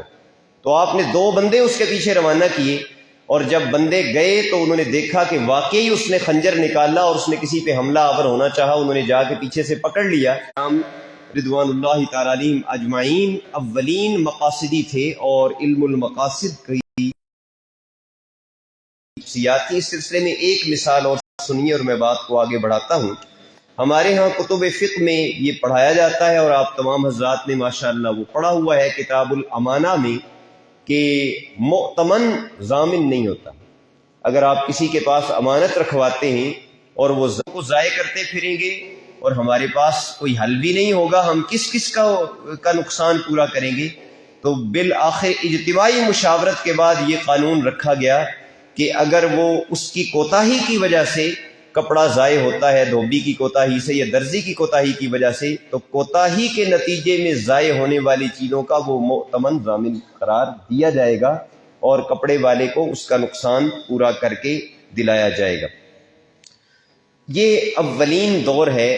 جو ہمیں صحابہ اکرام رضوان اللہ تعالی علیہم اجمعین کے فیصلوں میں یہ بات نظر آتی ہے کہ ان کی نظر صرف شریعت کے ظاہری حکم پر نہیں ہوتی تھی، بلکہ اس کے پیچھے جو اسرار ہیں، جو رموز ہیں، جو اہداف ہیں جن تک شریعت مطہرہ پہنچانا چاہتی ہے، ان پہ ان کی کیسی نظر تھی۔ شیخ عبداللہ بن بیہ ایک عصر حاضر کے عالم ہیں، اگر طلباء ان کا نام نوٹ فرما لیں، یہ ان کی کتاب ہے مشاہد من مقاصد، یہ انٹرنیٹ سے بآسانی PDF میں آپ ڈاؤن لوڈ کر سکتے ہیں، مشاہد من مقاصد۔ اس کے صفحہ نمبر 55 سے لے کر اگلے کئی صفحات پر انہوں نے صحابہ اکرام کی جو مقاصدی فکر ہے اس کی بہت سی مثال، تصنیف اور تالیف اور تدوین شروع ہوئی ہے۔ یہ 4 صدی ہجری، 2 صدی ہجری کے آغاز میں علوم اسلامیہ مدون ہونا شروع ہو گئے تھے۔ سب سے پہلے جمع قرآن ہوا، اس کے بعد حضرت عمر بن عبدالعزیز کے حکم پہ جمع حدیث شروع ہوا۔ سب سے پہلی کتاب، اس کا بھی اگر آپ نام نوٹ فرما لیں گے تو یقیناً آپ کے لیے وہ حکیم ترمذی کی کتاب ہے الصلاۃ و مقاصدها، جو کہ موجود ہو چکی ہے اور متداول کتاب ہے۔ اس میں انہوں نے اسلوب کیا انداز اختیار کیا ہے، چونکہ یہ پہلی کتاب ہے اس فن کی تو میں اس پہ 1-2 منٹ آپ کے لوں گا۔ اس میں انہوں نے سب سے پہلے تو اوورآل من حیث المجموع نماز کے جو مقاصد ہیں ان کو بیان کیا ہے۔ اس میں جو قراءت قرآن ہوتی ہے، جو تسبیحات اور اذکار اور ادعیہ پڑھی جاتی ہیں، ان میں سے ایک مستحب کے پیش نظر اور اس کے پس پردہ جو مقاصد اور اہداف شریعت اسلامیہ میں ملحوظ ہیں ان کا تفصیلی بیان کیا ہے۔ انہی کی ایک اور کتاب کتاب العلل کے نام سے بھی اسلامی لٹریچر کے ذخیرے میں موجود ہے، اور ہماری خوش بختی ہے کہ یہ بھی بیان فلاسفہ اور علم الکلام کے ماہرین میں ان کا شمار ہوتا ہے، لیکن فقہ اور اصول فقہ بھی ان کی ایک بہت ہی اعلیٰ کتاب۔ جب میں نے اس کے متعلق پڑھا تو پھر میں نے اسے انٹرنیٹ سے ڈاؤن لوڈ کیا اور اس کا مطالعہ کیا جب،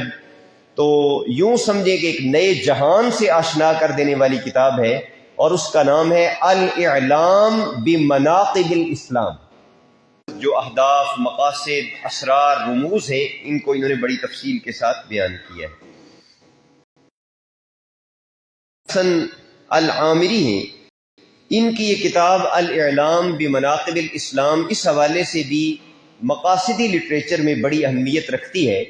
کہ بعد میں جب 8ویں صدی میں جا کر علم مقاصد الشریعہ ایک مستقل فن کی شکل میں سامنے آیا، تو کتاب الاعلام تو بہت اعلیٰ ہے اور دستیاب ہے، لیکن ہماری محرومی کے اسی فن پہ ان کی ایک اور کتاب تھی جس کا نام الابانہ عن علل الدیانہ کے نام سے تھی، جو اپنے نام سے بتا رہی ہے کہ بہت ایک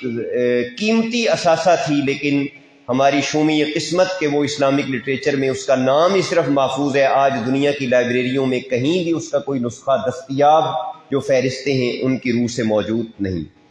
اس کے بعد معاملہ آگے بڑھا اور تیسری شخصیت جو سامنے آئی وہ ہیں جو کہ فقہ شافعی کی بہت بڑی شخصیت ہیں، اور فقہائے شافعیہ کے ہاں وہ قفال کبیر کے نام سے مشہور ہیں، اور ان کا سن وفات 365 ہجری ہے۔ ان کی کتاب ہے محاسن الشریعہ، یہ بھی مطبوع ہے اور متداول کتاب ہے۔ اس میں کیا ہے ان کی علل کو اور ان کے اہداف کو ذکر کیا ہے، اور انہوں نے ایک تفسیر قرآن بھی لکھی تھی، اور اس مقاصدی منہج کے اوپر لکھا تھا، لیکن وہ ابھی تک چھپ نہیں سکی، شاید کسی جگہ پہ اس کے کچھ نسخے موجود ہوں۔ اس سے تیسرا جو دور تھا یہ 5ویں صدی ہجری کا ہے، اس میں بھی بہت سی کتابیں سامنے آتی ہیں، اور ان میں اب یہ فراہم کی کہ علوم کی صف کے اندر وہ ایک جوان مرد کی شکل میں کھڑا ایسی شخصیت ہے کہ جب میں ان کا نام بھی لیتا ہوں تو میرے دل کے اندر اور میری رگوں کے اندر جو ایک رو دوڑتی ہے تو وہ میں بیان نہیں کر سکتا۔ اور یہ ہیں امام الحرمین ابو المعالی عبد الملک بن عبداللہ بن یوسف بن محمد الجوینی رحمہ اللہ تعالی۔ 3 کتابیں ایسی ہیں کہ جو مقاصد الشریعہ کا مطالعہ کرنے والوں کے لیے انتہائی اہم ہیں، اور انٹرنیٹ پہ آپ ان کو ڈاؤن لوڈ کر سکتے ہیں۔ ان کی پہلی کتاب ہے البرہان فی اصول الفقہ، اور دوسری کتاب ہے غیاث الامم فی التیاس الظلم، کہ اندھیروں کے تھپیڑے کھانے والی امتوں کے لیے مدد فی درایت المذہب۔ ان 3 کتابوں میں امام الحرمین الجوینی اس فن کی کلیات کو اور اس کی کچھ بنیادی اصطلاحات کو بہت اعلیٰ طریقے سے واضح کیا، اور انہی کی بنیاد پر پھر آگے چل کر امام غزالی رضی اللہ تعالی عنہ اور امام ابو اسحاق شاطبی، جن کا میں پہلے بھی ذکر کر چکا ہوں، کہ علم المقاصد میں جو چیز ریڑھ کی ہڈی کی حیثیت رکھتی ہے اسے سب سے پڑھانے والے امام الحرمین الجوینی۔ مقاصد الشریعہ کے علماء یہ فرماتے ہیں کہ پوری جو شریعت اسلامیہ ہے، جیسا کہ ابھی آپ نے سنا کہ چونکہ وہ ایک حکیم کی نازل کردہ ہے، ایک حکمتوں والے پروردگار کی اتاری ہوئی ہے، تو اس میں ہر ایک کو جلب المصالح اور دوسرے کو درء المفاسد کہا جاتا ہے۔ یعنی شریعت کا وہ اس لیے ہے کہ وہ مجھے، آپ کو، ہماری سوسائٹی کو کسی فائدے سے ہمکنار کر دے، یا وہ اس لیے ہے کہ وہ مجھ سے، آپ سے اور ہماری سوسائٹی سے کسی مفسدہ کو، کسی فساد والی چیز کو دور کر دے۔ جلب المصالح کون ہے جن کے اوپر علم مقاصد الشریعہ کھڑا ہے، اور اس اصطلاح کو جلب المصالح اور درء المفاسد کو سب سے پہلے امام غزالی نے المستصفیٰ کے اندر اور اپنی کتب کے اندر استعمال کیا، اور امام غزالی نے یہ اصطلاح جو ڈرائیو کی ہے تو وہ امام الحرمین الجوینی اپنے استاد کی کتب سے انہوں نے اس کو اخذ کیا ہے۔ بلکہ امام ابو اسحاق شاطبی فرماتے ہیں کہ اس اصطلاح کے لیے جو امام الحرمین نے الفاظ استعمال کیے تھے، انہوں نے کہا اغراض سے مربوط ہے، اور اغراض 2 طرح کی ہیں، الاغراض النفعیہ اور الاغراض الدفعیہ۔ یعنی ایک اغراض وہ ہیں جو نفع لے کر آتی ہیں، فائدہ لے کر آتی ہیں، اور ایک اغراض وہ ہیں کہ جو ہم سے نقصان کو دور کرتی ہیں۔ تو امام ابو اسحاق شاطبی فرماتے صورت اور زیادہ جامعیت اپنے اندر رکھتے۔ تو اس طرح پھر امام غزالی اور امام ابو اسحاق، اگر ہم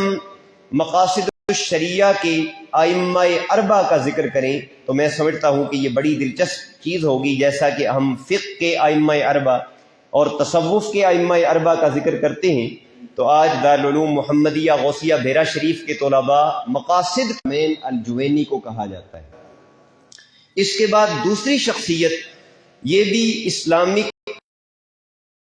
اور جو ہمارا جورسپروڈنس ہے، اسلامک اصول فقہ ہے، اس کے اندر اتنے بڑے قد و قامت کا آدمی ہے کہ جسے صرف مسلمانوں نے ہی نہیں بلکہ غیر مسلم جیورسٹ جو ہیں وہ انہوں نے بھی خراج تحسین پیش کیا ہے، اور یہ ہیں امام عز الدین بن عبد السلام صالح الانام۔ 200-250 صفحے کی کتاب ہے، اگر اس کا ایک دورہ آپ حضرات مل کے کر لیں گے، جو لب اور جو خلاصہ انہوں نے اپنی اس کتاب میں پیش کیا ہے، وہ میں سمجھتا ہوں کہ امام عز الدین بن عبد السلام کی شاید پوری زندگی کے افکار کا نچوڑ ہو۔ اور وہ اس طرح کہ جیسے میں نے ابھی عرض کیا کہ علم مقاصد الشریعہ جن 2 ستونوں پہ کھڑا ہے وہ ہے، تو مصلحت کہتے کسے ہیں اور مفسدہ کا مفہوم کیا؟ کیونکہ اگر ان کے ارد گرد کوئی ایسی باؤنڈری لائن نہیں کھینچی جائے گی تو پھر ماشاءاللہ آپ جانتے ہیں کہ جناب غامدی صاحب جیسے لوگ بھی موجود ہیں جو یہ فتویٰ دیتے بھی نظر آتے ہیں کہ اگر کسی نے میٹرک کے امتحان کی تیاری کرنی ہے تو وہ رمضان المبارک کے فرض روزے بعد میں رکھ لیا کرے. رمضان میں اور گھر میں کوئی مرد موجود نہیں ہے تو وہ اپنے روزے کو مؤخر کر دے. تو مصلحت کا بازار یوں بھی تو گرم کیا جا سکتا تھا. قواعد الاحکام فی مصالح الانام، جلب المصالح اور درء المفاسد کا انسائکلوپیڈیا. اس میں امام عز الدین بن عبد السلام نے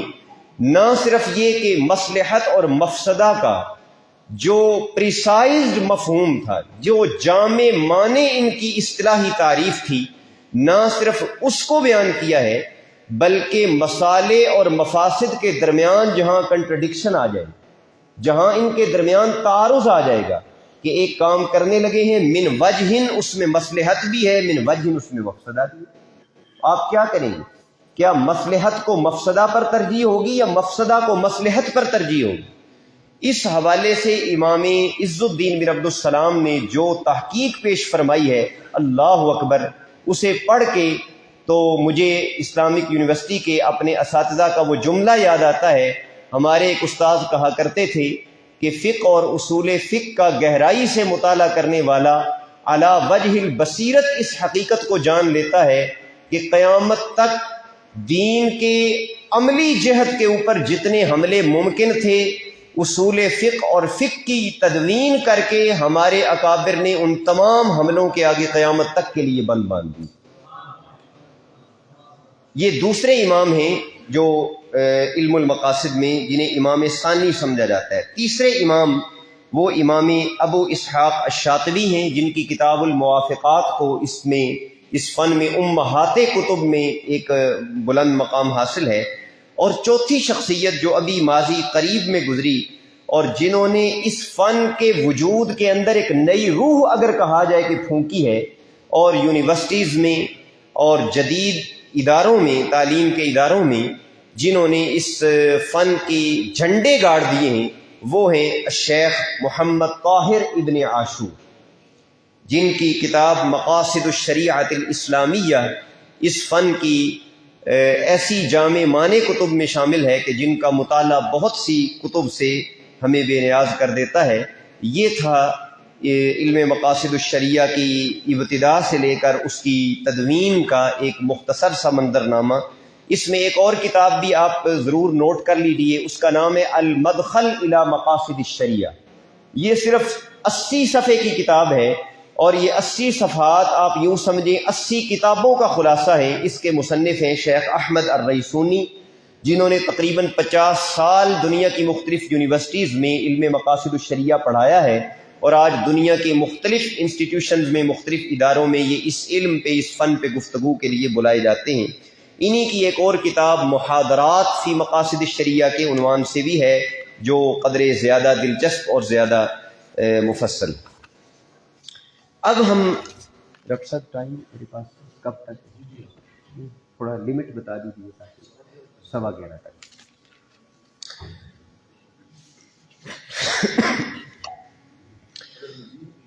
جی کوئی مسئلہ. اگر آپ حضرات اکتا جائیں تو مجھے ضرور بتا دیجیے گا تاکہ میں خواہ مخواہ کی سما خراشی آپ حضرات کی نہ کرتا رہوں. جزاکم اللہ. میں نے آپ حضرات کے سامنے اس کا بنیادی کنسیپٹ بھی پیش کرنے کی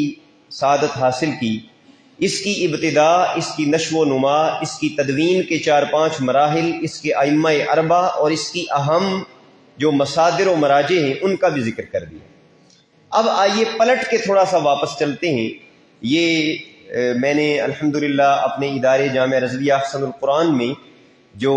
سینئر طلباء ہیں ان کے ساتھ ایک نشست میں 5 محاضرات کے اندر جو 1.5 گھنٹے کا ایک محاضرہ تھا، علم مقاصد الشریعہ کو سمونے کی ایک طالب علمانہ سی کوشش کی تھی. اس میں یہ پہلا محاضرہ ہے جس پہ میں اب گفتگو کرنے لگا ہوں، اور جو پہل باتیں تھی وہ تیسرے چوتھے محاضرے کی وہ اس لیے کی کہ تاکہ آپ ذہنی طور پہ اس نامانوس علم کے ساتھ تھوڑا آپ کا مانوس ہو جائیں اور ربط پیدا ہو جائے. اب ہم آتے ہیں مقاصد الشریعہ کی چند بنیادی مباحث کی طرف، اور یہ بڑے دلچسپ ہیں، بڑے انٹرسٹنگ ہیں، اور جس میرے بھائی کو اس طالب علم کی طرح فقہ اور اصول فقہ سے اور اسلامک لاء سے دلچسپی ہوگی تو اس کے لیے یہ بہت ایک انٹرسٹنگ چیز ہوگی کہ مقاصد کو علماء مقاصد نے دو کیٹیگریز میں تقسیم کیا ہے، یا اس کے دو انہوں نے درجات قائم کیے ہیں. ایک ہیں مقاصد الخطاب اور ایک ہے مقاصد الاحکام. مقاصد الخطاب کیا ہیں اور مقاصد احکام کیا ہیں؟ مقاصد الخطاب سے مراد یہ ہے کہ جب بھی ہمارے سامنے کوئی نص آئے گی، چاہے وہ قرآن کریم کی کوئی آیہ مبارکہ ہے یا رسول اللہ صلی اللہ تعالی علیہ وسلم کا کوئی فرمان عالی شان ہے، تو مقصد الخطاب کا مطلب یہ ہے کہ سب سے پہلے ہم فہم نصوص کے قواعد کو ملحوظ رکھتے ہوئے یہ سمجھیں گے کہ رب کریم نے اس آیہ مبارکہ میں فرمایا کیا ہے اور حضور فرمانا کیا چاہتے ہیں. یعنی کیا جو ظاہری الفاظ سے سمجھ آ رہا ہے اصل ہدف بھی اس آیہ مبارکہ کا یہی ہے یا اصل ہدف کوئی اور ہے. اور اس حوالے سے میں بات کو تھوڑا سا کھولوں گا کہ دو علمی رویے بالکل آغاز کی صدیوں میں ہی پیدا ہو گئے تھے. ایک علمی رویہ یہ تھا کہ نصوص کو ان کے ظاہر پر ہی رکھا جائے گا اور ظاہر سے آگے بالکل قدم نہیں بڑھایا جائے گا اور ان کے الفاظ کے پیراڈائم سے باہر نہیں نکلا جائے گا. بالکل یہ جو مکتبہ فکر ہے اسے ظاہری مکتبہ فکر کہا جاتا ہے، اور آج کل غیر مقلدین یا جو اپنے آپ کو اہل حدیث کہتے ہیں کسی حد تک آپ کہہ سکتے ہیں کہ وہ بھی شاید ان سے کچھ مواصلت رکھتے ہیں، اور اس میں ابن حزم اور ابو داؤد ظاہری وغیرہ کی کتب جو ہیں وہ معروف ہیں، وہ آپ دیکھ سکتے ہیں. لیکن علماء نے اور فقہاء نے بڑے قوی دلائل کے ساتھ اس مکتبہ فکر کی افکار کی تردید کی، اور انہوں نے اس بات کو دلائل کے ساتھ پایہ ثبوت تک پہنچایا. اور امام شافعی رضی اللہ تعالی عنہ نے الرسالہ میں اس پہ بڑی خوبصورت گفتگو فرمائی، جو اصول فقہ کی پہلی کتاب ہے. آپ فرماتے ہیں کہ جب کوئی متکلم کلام کرتا ہے تو وہ اپنے کلام میں کبھی لفظ کا حقیقی معنی مراد لے رہا ہوتا ہے، کبھی مجازی معنی مراد لے رہا ہوتا ہے، کبھی استعارے میں بات کر رہا ہوتا ہے، کبھی تمثیل کے انداز میں بات کر رہا ہوتا ہے، کبھی اس کا روئے سخن سامنے والوں کی طرف ہوتا ہے اور حقیقی مخاطبین کوئی اور ہوتے ہیں. تو جس طرح ہماری گفتگو میں یہ سارے اسالیب پائے جاتے ہیں، امام شافعی فرماتے ہیں کہ قرآن کریم میں بھی اللہ جل شانہ نے یہ اسالیب استعمال فرمائی، اور وہ عربی مبین میں قرآن کریم نازل ہوا ہے. تو جب ان ساری چیزوں کو ملحوظ خاطر رکھا جائے گا تو یہ بات سامنے آئے گی کہ ضروری نہیں کہ جو قرآن مجید کے ظاہری الفاظ سے یا نص کے ظاہری کلمات سے سمجھ آ رہا ہے وہ ہدف بھی ہو، اللہ تبارک و تعالی وہی فرمانا بھی چاہ رہا ہو. اس میں ایک عربی جملہ بڑا دلچسپ ہے کہ مقاصدی علماء نے کہا کہ یہ نہ دیکھیں ماذا قال بلکہ یہ دیکھیں ماذا اراد. یہ نہ دیکھیے صرف کہ کیا کہا جا رہا ہے، یہ دیکھیے کہ مراد کیا ہے. اور بڑی مشہور حدیث ہے، آپ نے یقیناً اپنے اساتذہ اکرام محدثین سے سنی ہوگی کہ حضور علیہ الصلوۃ والسلام نے جب حکم فرمایا تھا کہ لا یصلین احدکم العصر الا فی بنی قریظہ،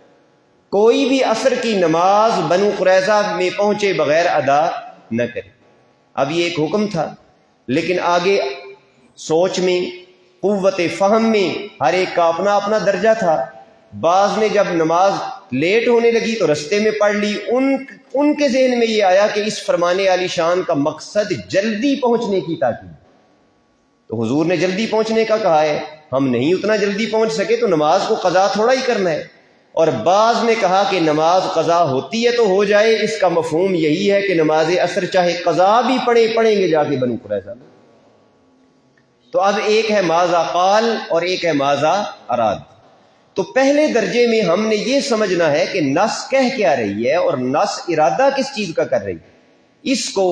مقصد الخطاب کہا جاتا ہے. اور پھر دوسرے درجے میں جب حکم سمجھ آ گیا تو پھر اس میں یہ غور کیا جائے گا کہ اس حکم کے پس پردہ ٹارگٹ کیا ہے، ہدف کیا ہے، اور اس حکم پر عمل کر کے اور کروا کر اللہ تبارک و تعالی اور رسول معظم صلی اللہ تعالی علیہ وسلم مکلفین کو کس ہدف تک اور کس ٹارگٹ تک پہنچانا چاہتے ہیں۔ میں ایک آیہ مبارکہ آپ کی خدمت میں اگر پیش کروں گا تو میرا خیال ہے کہ یہ مقاصد الخطاب اور مقاصد الاحکام کو سمجھنے میں آسانی ہو جائے گی۔ اللہ جل شانہ سورہ توبہ کی آیت نمبر 103 میں ارشاد فرماتا ہے، خذ من اموالہم صدقۃ تطہرہم وتزکیہم بہا وصلی علیہم ان صلاتک سکن لہم۔ اب اگر ہم اس آیہ مبارکہ کو جو فہم نصوص کے قواعد ہیں ان کو الگ کر دیں اور ظاہری حضرات کی جو فکر ہے اس کے مطابق سمجھیں تو اس آیہ مبارکہ سے جو پلے پڑے گا وہ صرف اتنا ہی ہے کہ اللہ تعالیٰ کسی غیر معروف آدمی کو یہ حکم دے رہا ہے کہ تم کچھ غیر معروف لوگوں کے مال سے کچھ غیر متعین چیز لے لو، کیونکہ صدقۃ بھی نکرہ ہے اور خذ کا جو عمر کا صیغہ ہے، چلو اس کا مخاطب اگر حضور کو بھی صلی اللہ تعالی علیہ وسلم تسلیم کر لیا جائے تو پھر بھی صدقہ کا مفہوم کیا ہے اور ان کے اموال، اب کتنے مال سے کتنا لینا ہے، کیا لینا ہے اور پھر کیوں لینا ہے، کس کو دینا ہے، یہ ساری چیزیں اس میں ہمیں قطعاً معلوم نہیں ہو سکیں گی۔ تو ہم جو فہم نصوص کے قواعد ہیں ان کی طرف متوجہ ہوں گے تو ہمیں پتہ چلے گا اس آیت پہ غور کر کے کہ یہاں دو چیزیں مذکور ہیں اس آیہ مبارکہ میں، ایک اخذ اور ایک عطا، یعنی لینا بھی ہے خذ من اموالہم، اور پھر انما الصدقات للفقراء والمساکین، جب اس کو ساتھ ملائیں گے تو وہاں دینا بھی ہے، عطا بھی کرنا ہے۔ تو جب ہم یہ فہم نصوص کے قواعد کو ملحوظ رکھیں گے تو اب ہمیں پتہ چلے گا کہ یہ حکم سرکار رسالت مآب صلی اللہ تعالی علیہ وسلم کو بھی ہے اور آپ کے وصال فرمانے کے بعد ان تمام افراد کو ہے جو اولو الامر ہونے کی حیثیت رکھتے ہیں، جو ارباب اقتدار ہیں، ارباب اختیار ہیں، ان کو یہ حکم ہے۔ اور پھر اس کے لیے جو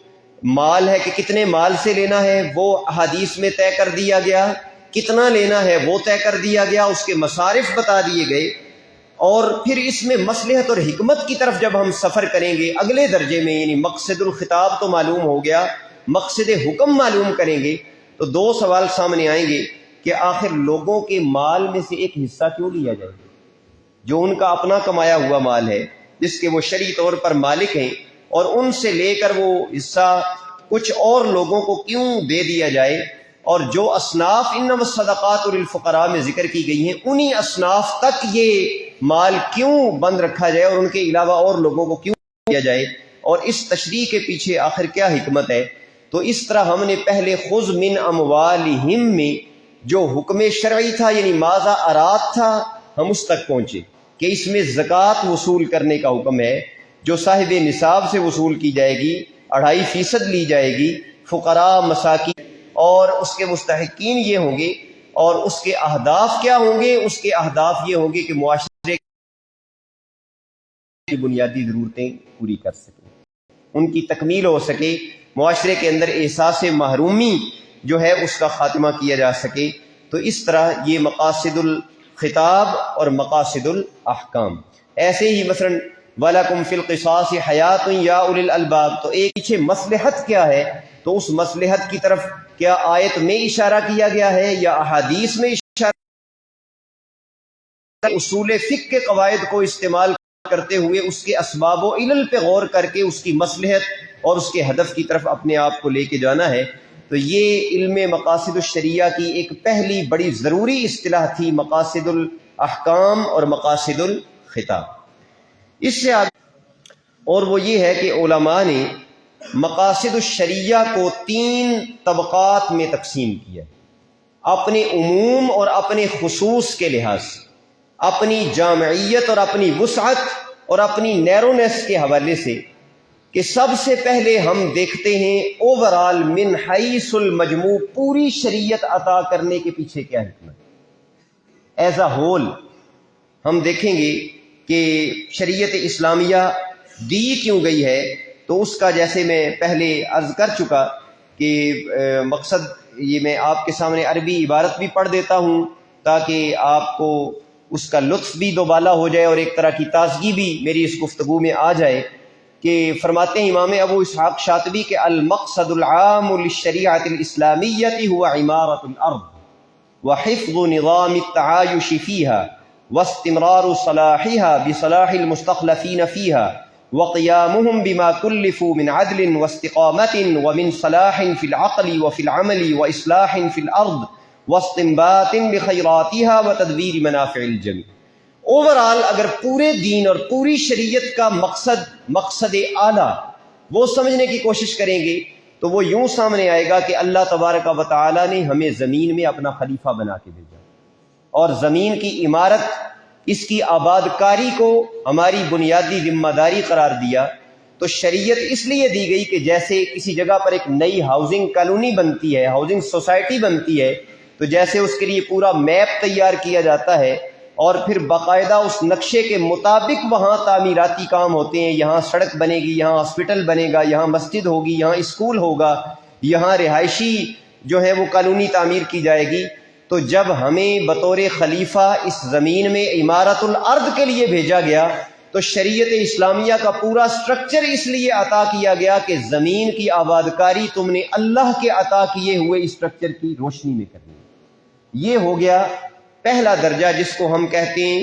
کہ عمومی مقاصد۔ اب اس میں وہ تفصیل ہے جس کا میں نے پہلے، حفظ چیز ہے کہ جو شریعت کے من حیث المجموع مقاصد ہیں ان کو علماء نے کلیات خمس اور اصول خمس کا نام دیا کہ اگر آپ شریعت اسلامیہ کا کوئی بھی مسئلہ، کوئی بھی حکم اٹھا کے دیکھ لیں گے، آپ پورا فتاوی عالمگیری چھان، نماز سے ہو، روزے سے ہو، نکاح سے ہو، طلاق سے ہو، میراث سے ہو، حضانت سے ہو، اجارے چیز سے ہو، وہ ان 5 چیزوں سے باہر نہیں ہوگا کہ اللہ تبارک و تعالی نے یہ شریعت اسلامیہ ان 5 منافع اور 5 فوائد کی حفاظت کے لیے عطا فرمائی ہے۔ اور وہ 5 چیزیں کیا ہیں؟ ان میں سب سے پہلی چیز ہے حفظ الدین، ہے حفظ العقل، اور 5ویں ہے حفظ المال۔ ان 5 کو جیسے منطق میں آپ کلی کی اقسام پڑھتے ہیں، اسی طرح مقاصدی حضرات جو ہیں ان کے ہاں ان کو کلیات خمس کہا جاتا ہے یا اصول خمسہ کے نام سے یاد کیا جاتا ہے۔ میں ان کو پھر دہرا رہا ہوں: حفظ الدین، حفظ النفس، حفظ النسل، حفظ العقل اور حفظ المال۔ اور ان سب کو اگر ہم ایک نقطے میں جمع کریں تو وہ ہے جس کو اللہ تبارک و تعالی نے اس آیہ مبارکہ میں بیان فرمایا کہ ما جعل علیکم فی الدین من حرج، اللہ تعالیٰ نے دین کے معاملے میں تم پر کوئی تنگی نہیں رکھی۔ رفع ضرر، رفع حرج، لوگوں میں باہم عدل و انصاف کا قیام اور مکلف کو ہوائے نفس کے داعیہ سے بچانا،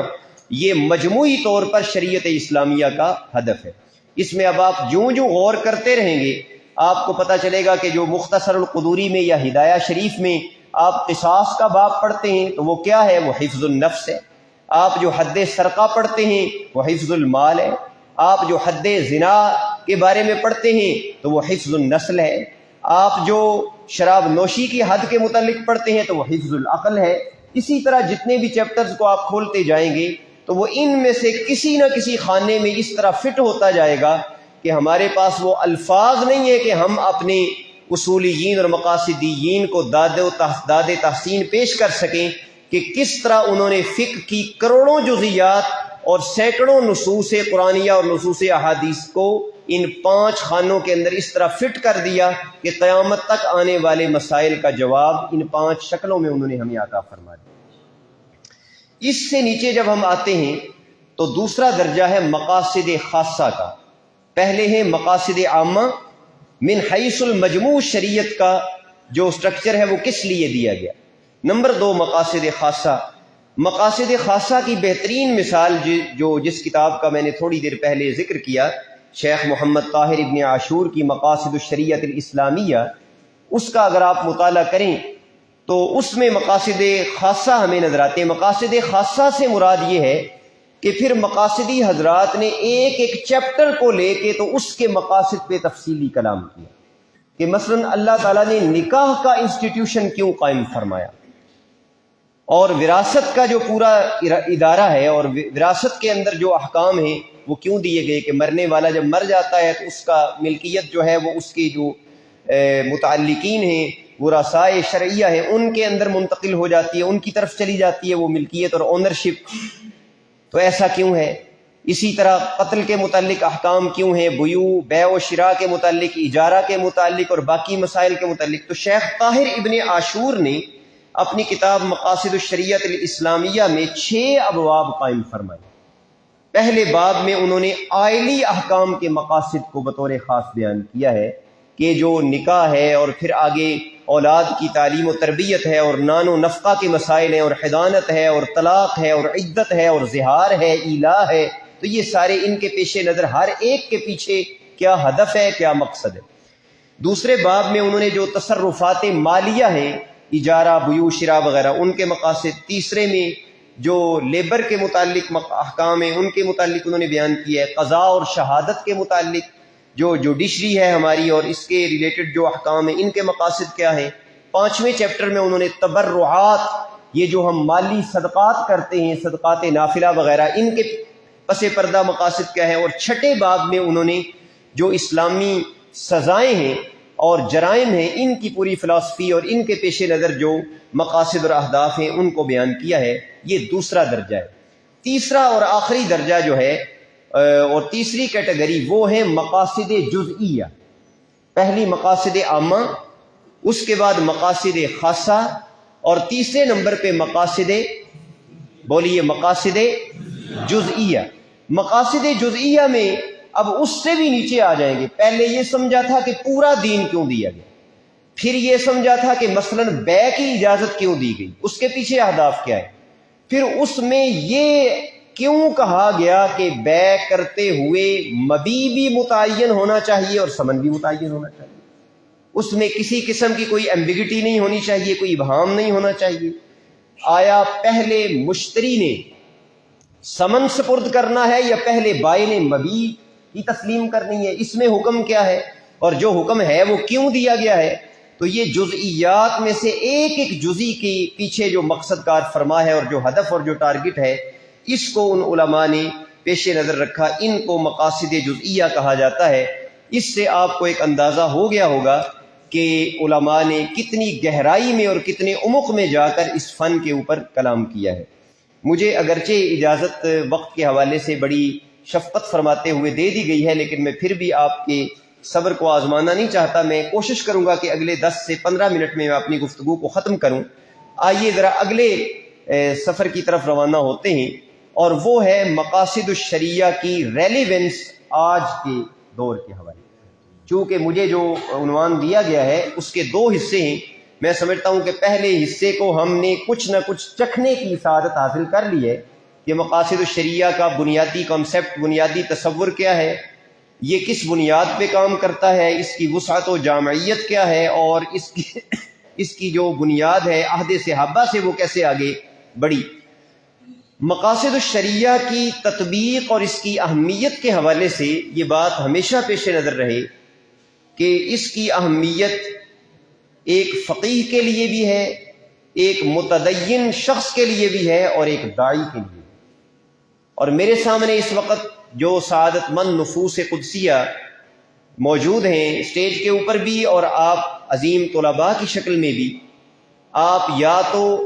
آج کے داعی اور فقیہ ہیں یا انشاءاللہ تعالی میری دعا بھی ہے اور میرا حسن ظن بھی ہے کہ مستقبل قریب کے داعی اور فقیہ انشاءاللہ تعالی.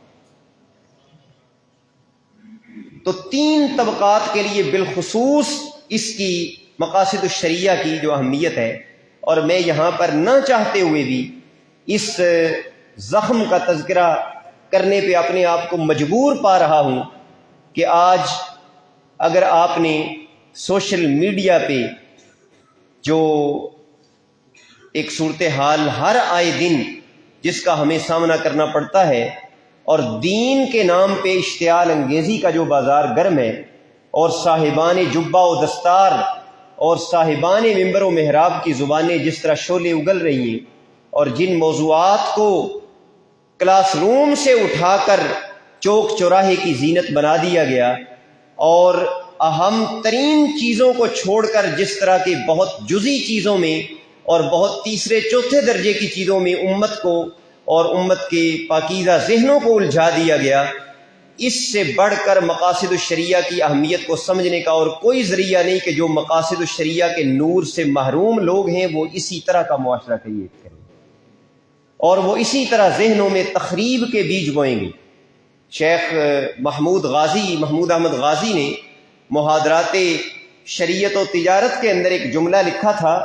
اور جب میں نے وہ پڑھا تو آپ یقین کیجیے گا کہ اس جملے کی کاٹ نے مجھے کئی راتیں شاید سونے نہیں دیا۔ انہوں نے کہا تھا کہ گزشتہ 3 صدیوں سے اس دنیا پہ جو سودی نظام اقتصاد ہے اس کا غلبہ ہے، اور 3 صدیوں سے جو اسلامی نظام اقتصادیات ہے وہ تو کتابوں میں پڑھا ہوا ہے۔ تو ان 3 صدیوں میں جو اس کو چیلنجز کا سامنا کرنا پڑا، ظاہر ہے کہ جو سودی نظام اقتصاد تھا یہ کس پر اس نے پریویل کیا، کس پر اس نے غلبہ پایا؟ اسلامی نظام اقتصاد پر۔ تو جب یہ سامنے لایا گیا تو اس کو بھی چیلنجز کا سامنا کرنا پڑا، لیکن ان کے شاطر دماغوں نے ہر چیلنج کا کوئی نہ کوئی حل نکالا۔ اس وقت آپ اگر لمز یونیورسٹی میں چلے جائیں اور اس کی لائبریری میں جائیں تو آپ کو شاید اتنا بڑا کمرہ صرف جدید اکنامکس پہ لکھی ہوئی کتابوں سے بھرا ہوا نظر آئے۔ تو وہ فرماتے ہیں کہ اب 300 سال سے ہمارا اسلامی اقتصادیات کا سفر تو اپنی جگہ پہ رکا ہوا ہے نا۔ اگر آج دنیا سودی نظام کو ختم کرنے کی ہماری اپیل کو مان بھی لے تو اب دنیا کی جو مطالبات ہیں مالی اور اقتصادی وہ جس نہج پہ پہنچ چکے ہیں، 300 سال سے کتابوں میں رکے ہوئے اسلامی اقتصادی نظام کو جب آج کی دنیا کے ساتھ ریلیونٹ بنانا ہوگا تو اس کے لیے کتنے عالی قدر دماغوں کی ضرورت ہوگی اور کتنے وسیع کام کی ضرورت ہوگی۔ اور انہوں نے کہا تھا کہ یہ امت پر قرض ہے، اور ہماری خوش نصیبی ہے کہ سوڈان میں اور بعض ممالک میں اس میں کام 1966-67 سے شروع ہو چکا اور اس پہ کتابیں آ رہی ہیں۔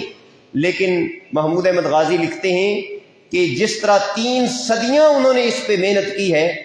ہمیں بھی مسلسل اس پہ کام کر کے پورا سٹرکچر اسلامک اکنامک سسٹم کا اس طرح ڈیولپ کرنا ہوگا کہ اگر آج ہمیں ایک پورا بینکنگ سسٹم اس کی بنیاد پہ چلانا پڑے تو ہم کہیں کہ ہمیں 1 گھنٹے کا ٹائم بھی نہیں چاہیے، ابھی لیجیے ہمارے پاس اس کا پورا سٹرکچر بنا ہوا موجود۔ یہ بات میں نے درمیان میں اس لیے کی کہ امت کو تو اس طرح کے چیلنجز کا سامنا ہو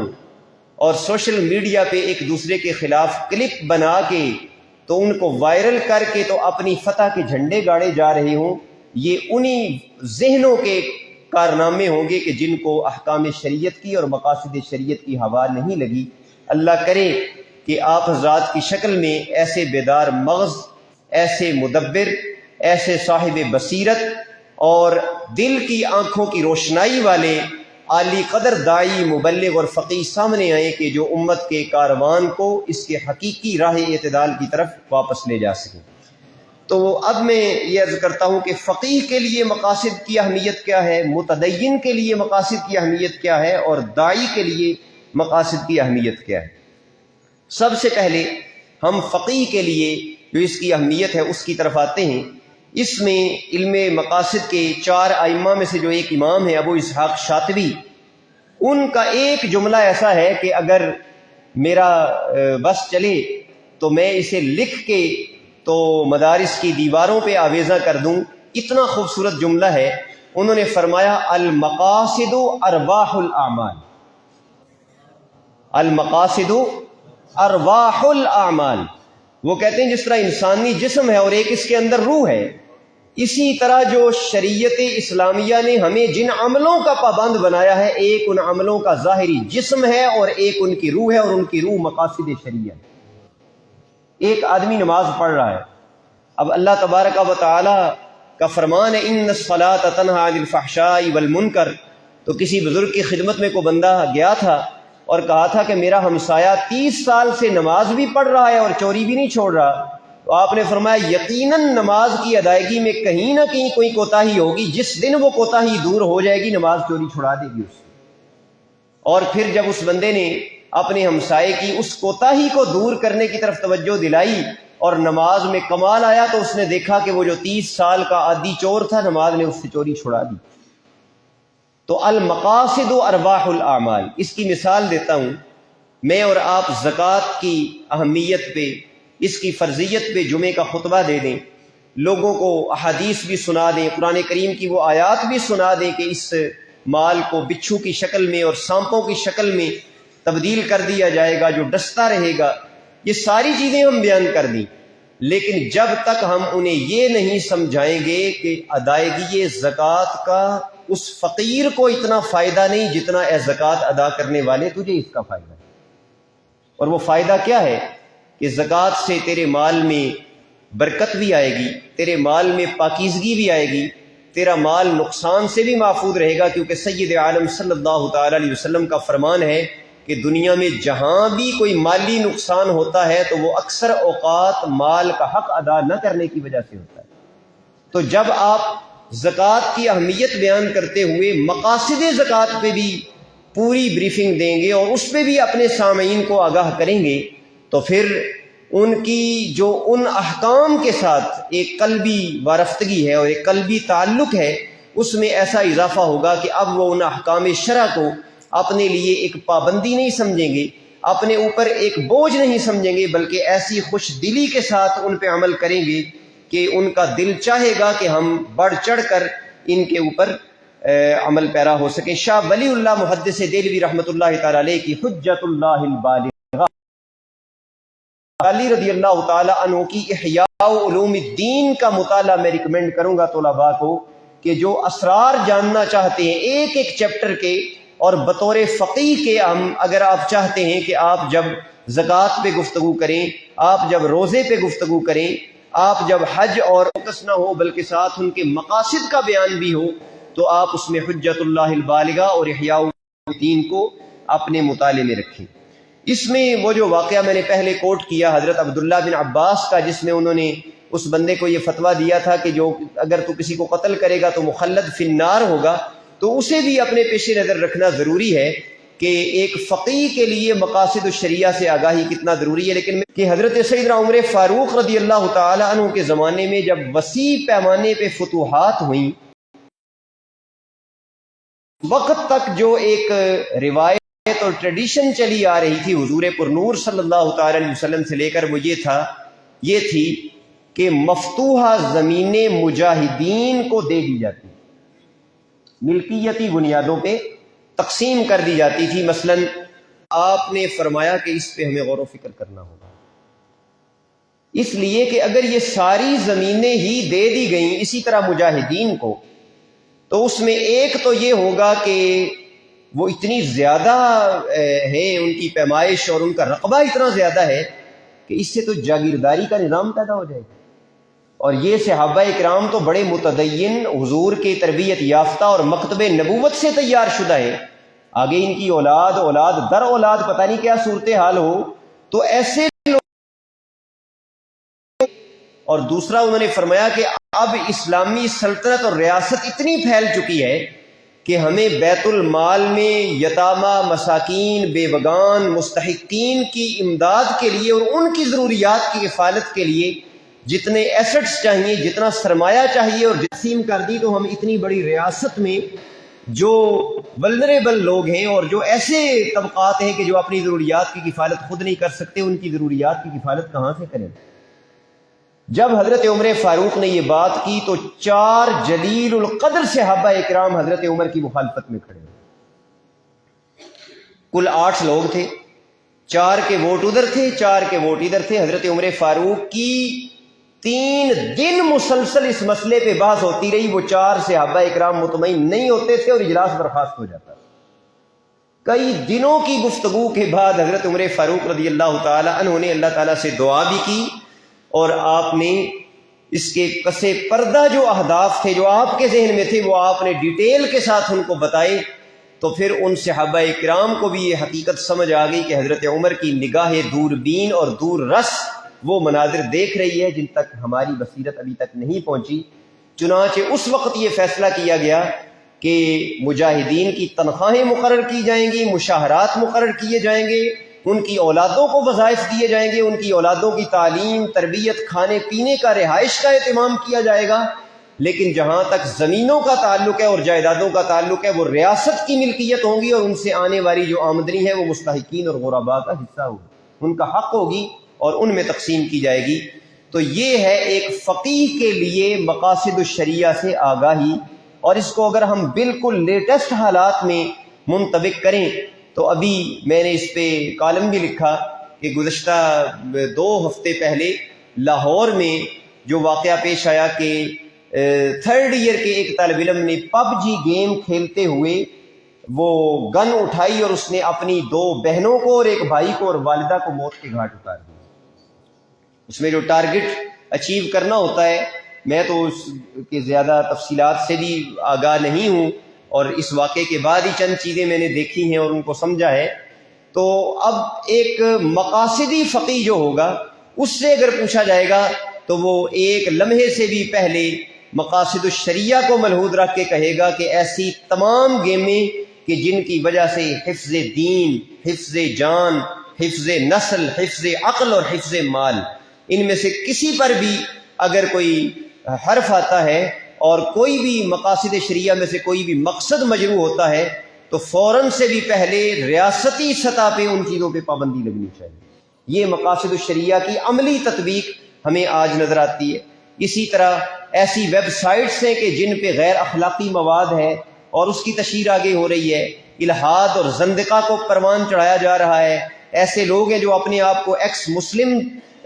پیش کرتے ہیں اور اسلام کے اوپر اس طرح کے وہ حملے کرتے ہیں، اور ان کو کھلی چھوٹ اسی وطن عزیز کے اندر دی جا رہی ہے اور گزشتہ سالوں میں اس کے واقعات پیش آتے رہے ہیں۔ تو ان کے اوپر پابندی لگا دینا، اور بلکہ بعض اوقات ایسے کام کہ جو جائز کیا بلکہ واجب کے زمرے میں آتے ہیں، وہ میں نے قواعد الاحکام فی مصالح الانام کا بطور خاص پہلے بھی ذکر کیا اور اب بھی اس کی طرف لے کے جا رہا ہوں کہ اگر کنٹرڈکشن آ جائے گی اور تعارض آ جائے گا کہ ایک طرف مصلحت ہے اور ایک طرف مفسدہ ہے تو ان میں سے کس کو لینا ہے اور کس کو چھوڑنا ہے، تو یہ ایک مقاصدی ہی بتا سکتا ہے۔ مقاصد میں پوری مہارت حاصل کیے بغیر، جیسا کہ حضرت ابھی اپنی تمہیدی گفتگو میں فرما رہے تھے، جو فتویٰ دیا جائے گا وہ فتویٰ افتراق کا فتویٰ ہوگا، انتشار کا سبب ہوگا، نہ وہ دماغ کو اپیل کر سکے گا، نہ وہ مسائل کا حل دے سکے گا، بلکہ الٹا امت میں ایک نئی آگ بھڑکانے کے مترادف ہوگا۔ ایک متدین دیندار زندگی جو شخص گزارنا چاہتا ہے، دوسرے کو فتویٰ دینا تو چلے ایک بڑی ذمہ داری ہے، اپنی ذات میں متدین بننے کے لیے بھی جب تک مقاصد الشریعہ سے آگاہی نہیں ہوگی تب تک بات نہیں بنے گی۔ میں اس کی بڑی سادہ سی مثال دیتا ہوں۔ ایک آدمی بالکل عام کم خواندہ مسلمان یا تھوڑا سا پڑھا ہوا مسلمان ہے، تو وہ نماز تو بڑے خشوع و خضوع سے اس لیے پڑھتا ہے کہ میرا پروردگار مجھ پہ راضی ہو جائے، لیکن وہ نماز پڑھ کے نکلتا ہے اور رستے میں وہ اپنے ہمسائے کی گھر کے آگے اپنے گھر کا سارا کوڑا کرکٹ جمع کر کے ڈال دیتا ہے، یا اس کی دیوار سے ادھر پھینک دیتا ہے اس کے گھر کے اندر۔ تو اب اگر وہ مقاصد کی بات اس کو سمجھائی جائے گی تو اسے بتایا جائے گا کہ بندہ خدا، جس پروردگار کو راضی کرنے کے لیے تو گھر سے اتنی دور چل کے مسجد میں گیا تھا کہ وہ راضی ہو جائے، اگر اس کی رضا ہی تیرے مقصود ہے اور تیرے پیش نظر ہے تو وہاں جس رب کو راضی کرنے کی تو نے کوشش کی سر سجدے میں رکھ کر، یہاں اپنا کوڑا کرکٹ ہمسائے کے گھر میں پھینک کر تو نے اسی پروردگار کو ناراض کیا۔ تو جب وہ مقاصد سے آگاہ ہوگا تو اسے پتہ چلے گا کہ میں نے حقیقی متدین کیسے بنا۔ اور اس کی بھی میں آپ کو مثال بڑی خوبصورت حدیث نبوی سے دیتا ہوں، یہ بھی یقیناً آپ نے سن رکھی ہوگی کہ حضرت عبد الرحمن بن عوف رضی اللہ تعالیٰ عنہ کے بارے میں جب حضور پر نور صلی اللہ تعالیٰ علیہ وسلم کو یہ پتہ چلا تھا کہ وہ ساری رات جاگتے رہتے ہیں اور ایک لمحے کے لیے بھی نہیں سوتے، اور صوم وصال لگاتار روزے پہ روزے رکھتے چلے جا رہے ہیں، حضور کو جب یہ پتہ چلا تھا تو حضور نے باقاعدہ آدمی بھیج کے انہیں بلوایا، اور نبی کریم علیہ الصلوۃ والسلام نے کیا، اب یہ بھی دیکھیں نا، تدین ہی ہے نا کہ ایک آدمی راتیں جاگ رہا ہے، قائم اللیل ہے، صائم النہار ہے، ہر وقت قرآن پڑھ رہا ہے، لیکن یہاں بھی مقاصد شریعت کس طرح حضور کے پیش نظر تھے کہ نبی کریم علیہ الصلوۃ والسلام نے فرمایا ان لجسدک علیک حقا وان لعینک علیک حقا وَإِنَّ لِزَوْجِكَ عَلَيْكَ حَقًّا، فرمایا تیری آنکھوں کا بھی تجھ پر حق ہے، تیرے جسم کا بھی تجھ پر حق ہے، تیری بیوی کا بھی تجھ پر حق ہے۔ اور حضور نے فرمایا اگر اسی طرح ساری ساری رات جاگتا رہے گا تو بینائی جواب دے جائے گی، ہڈیاں کمزور ہو جائیں گی۔ نوافل میں اتنی کثرت کرو گے تو پھر فرائض کی بجا آوری بھی بعض اوقات مشکل ہو جائے گی۔ تو حضور نے کیا فرمایا؟ صم و افطر، روزہ رکھ بھی اور ناغہ بھی کر، اور فرمایا قم و نم، رات کو قیام بھی کر اور رات کو آرام بھی کر، اور کچھ دیر کے لیے اپنے بیوی بچوں کو بھی وقت دے، ان کے ساتھ بھی اپنا وقت گزار۔ تو متدین آدمی بھی صحیح معنوں میں متدین تبھی بنے گا جب وہ ارواح اعمال یعنی مقاصد سے آگاہ ہوگا۔ ایک داعی کے لیے اس کی اہمیت اس قدر ہے سورہ یوسف کی آیت نمبر 108 میں اللہ تعالیٰ حضور کو فرماتا ہے کہ آپ یہ کہہ دیجئے کہ هذه سبیلی ادعو الی اللہ علی بصیرۃ انا ومن اتبعنی، تو اس میں اللہ تعالیٰ حضور کو علی وجہ البصیرت دین کی طرف بلانے کا جو حکم دے رہا ہے، تو وہ علی وجہ البصیرت دین کی طرف بلانا بھی تبھی ممکن ہو سکتا ہے کہ جب داعی اور ممبر و محراب کا وارث یہ جانتا ہوگا کہ کس چیز کی دین کے اندر کیا ویلیو ہے، کیا درجہ بندی ہے، اور ہر چیز کے پیچھے کیا حکمت ہے، کیا مصلحت ہے، کیا مقاصد ہیں، کیا مفاسد اس کے پیچھے پوشیدہ ہیں جو معاشرے کو اپنی لپیٹ میں لے سکتے ہیں۔ باتیں بہت سی ہیں، لیکن میں اسی پر اپنی گفتگو کو اختتام کی طرف لے کے چلوں گا۔ اللہ جل شانہ نے چاہا تو انشاءاللہ تعالی پھر کسی نشست میں اس پہ مزید کچھ نکات بھی آپ حضرات کی خدمت میں پیش کیے جائیں گے۔ اللہ جل شانہ آپ حضرات کو اور مجھے اس مبارک فن کے ساتھ، اس مبارک علم کے ساتھ پوری قلبی تعمق اور قلبی گہرائی سے اپنا ربط قائم کرنے کی توفیق عطا فرمائے۔ اللہ جل شانہ اس معاملے میں اپنی خاص مدد و نصرت ہمارے شامل حال فرمائے، اور مجھ سے اگر کوئی علمی کوتاہی یا بیان کرنے میں کوئی فروغ گزاشت ہو گئی ہو، اللہ رب العالمین مجھے معاف فرمائے۔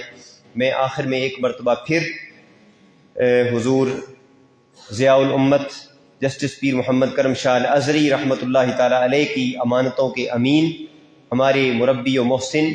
جانشین حضور ضیاء الامت قبلہ پیر محمد امین الحسنات شاہ صاحب زید شرفہ کا، اور جناب وائس پرنسپل صاحب زید شرفہ کا، تمام ٹیم کا صمیم قلب سے شکریہ ادا کرتا ہوں کہ جنہوں نے مجھ طالب علم کو اتنے اہم عنوان پر، اتنے اہم فورم پر کچھ گزارشات پیش کرنے کا موقع عنایت کیا۔ میں اس عزت افزائی پر دارالعلوم محمدیہ غوثیہ بھیرا شریف کا، الکرم فرینڈز پاکستان کا، اس کے تمام ممبران، اراکین، کارکنان کا تہہ دل سے شکریہ ادا کرتا ہوں۔ اللہ رب العالمین اس مرکز علم و عرفان کی روشنیوں کو، اس کی چمک دمک کو دوام عطا فرمائے، اور ہم سب کو اس سے پوری طرح مستفید اور مستنیر ہونے کی توفیق بخشے۔ وما توفیقی الا باللہ العلی العظیم۔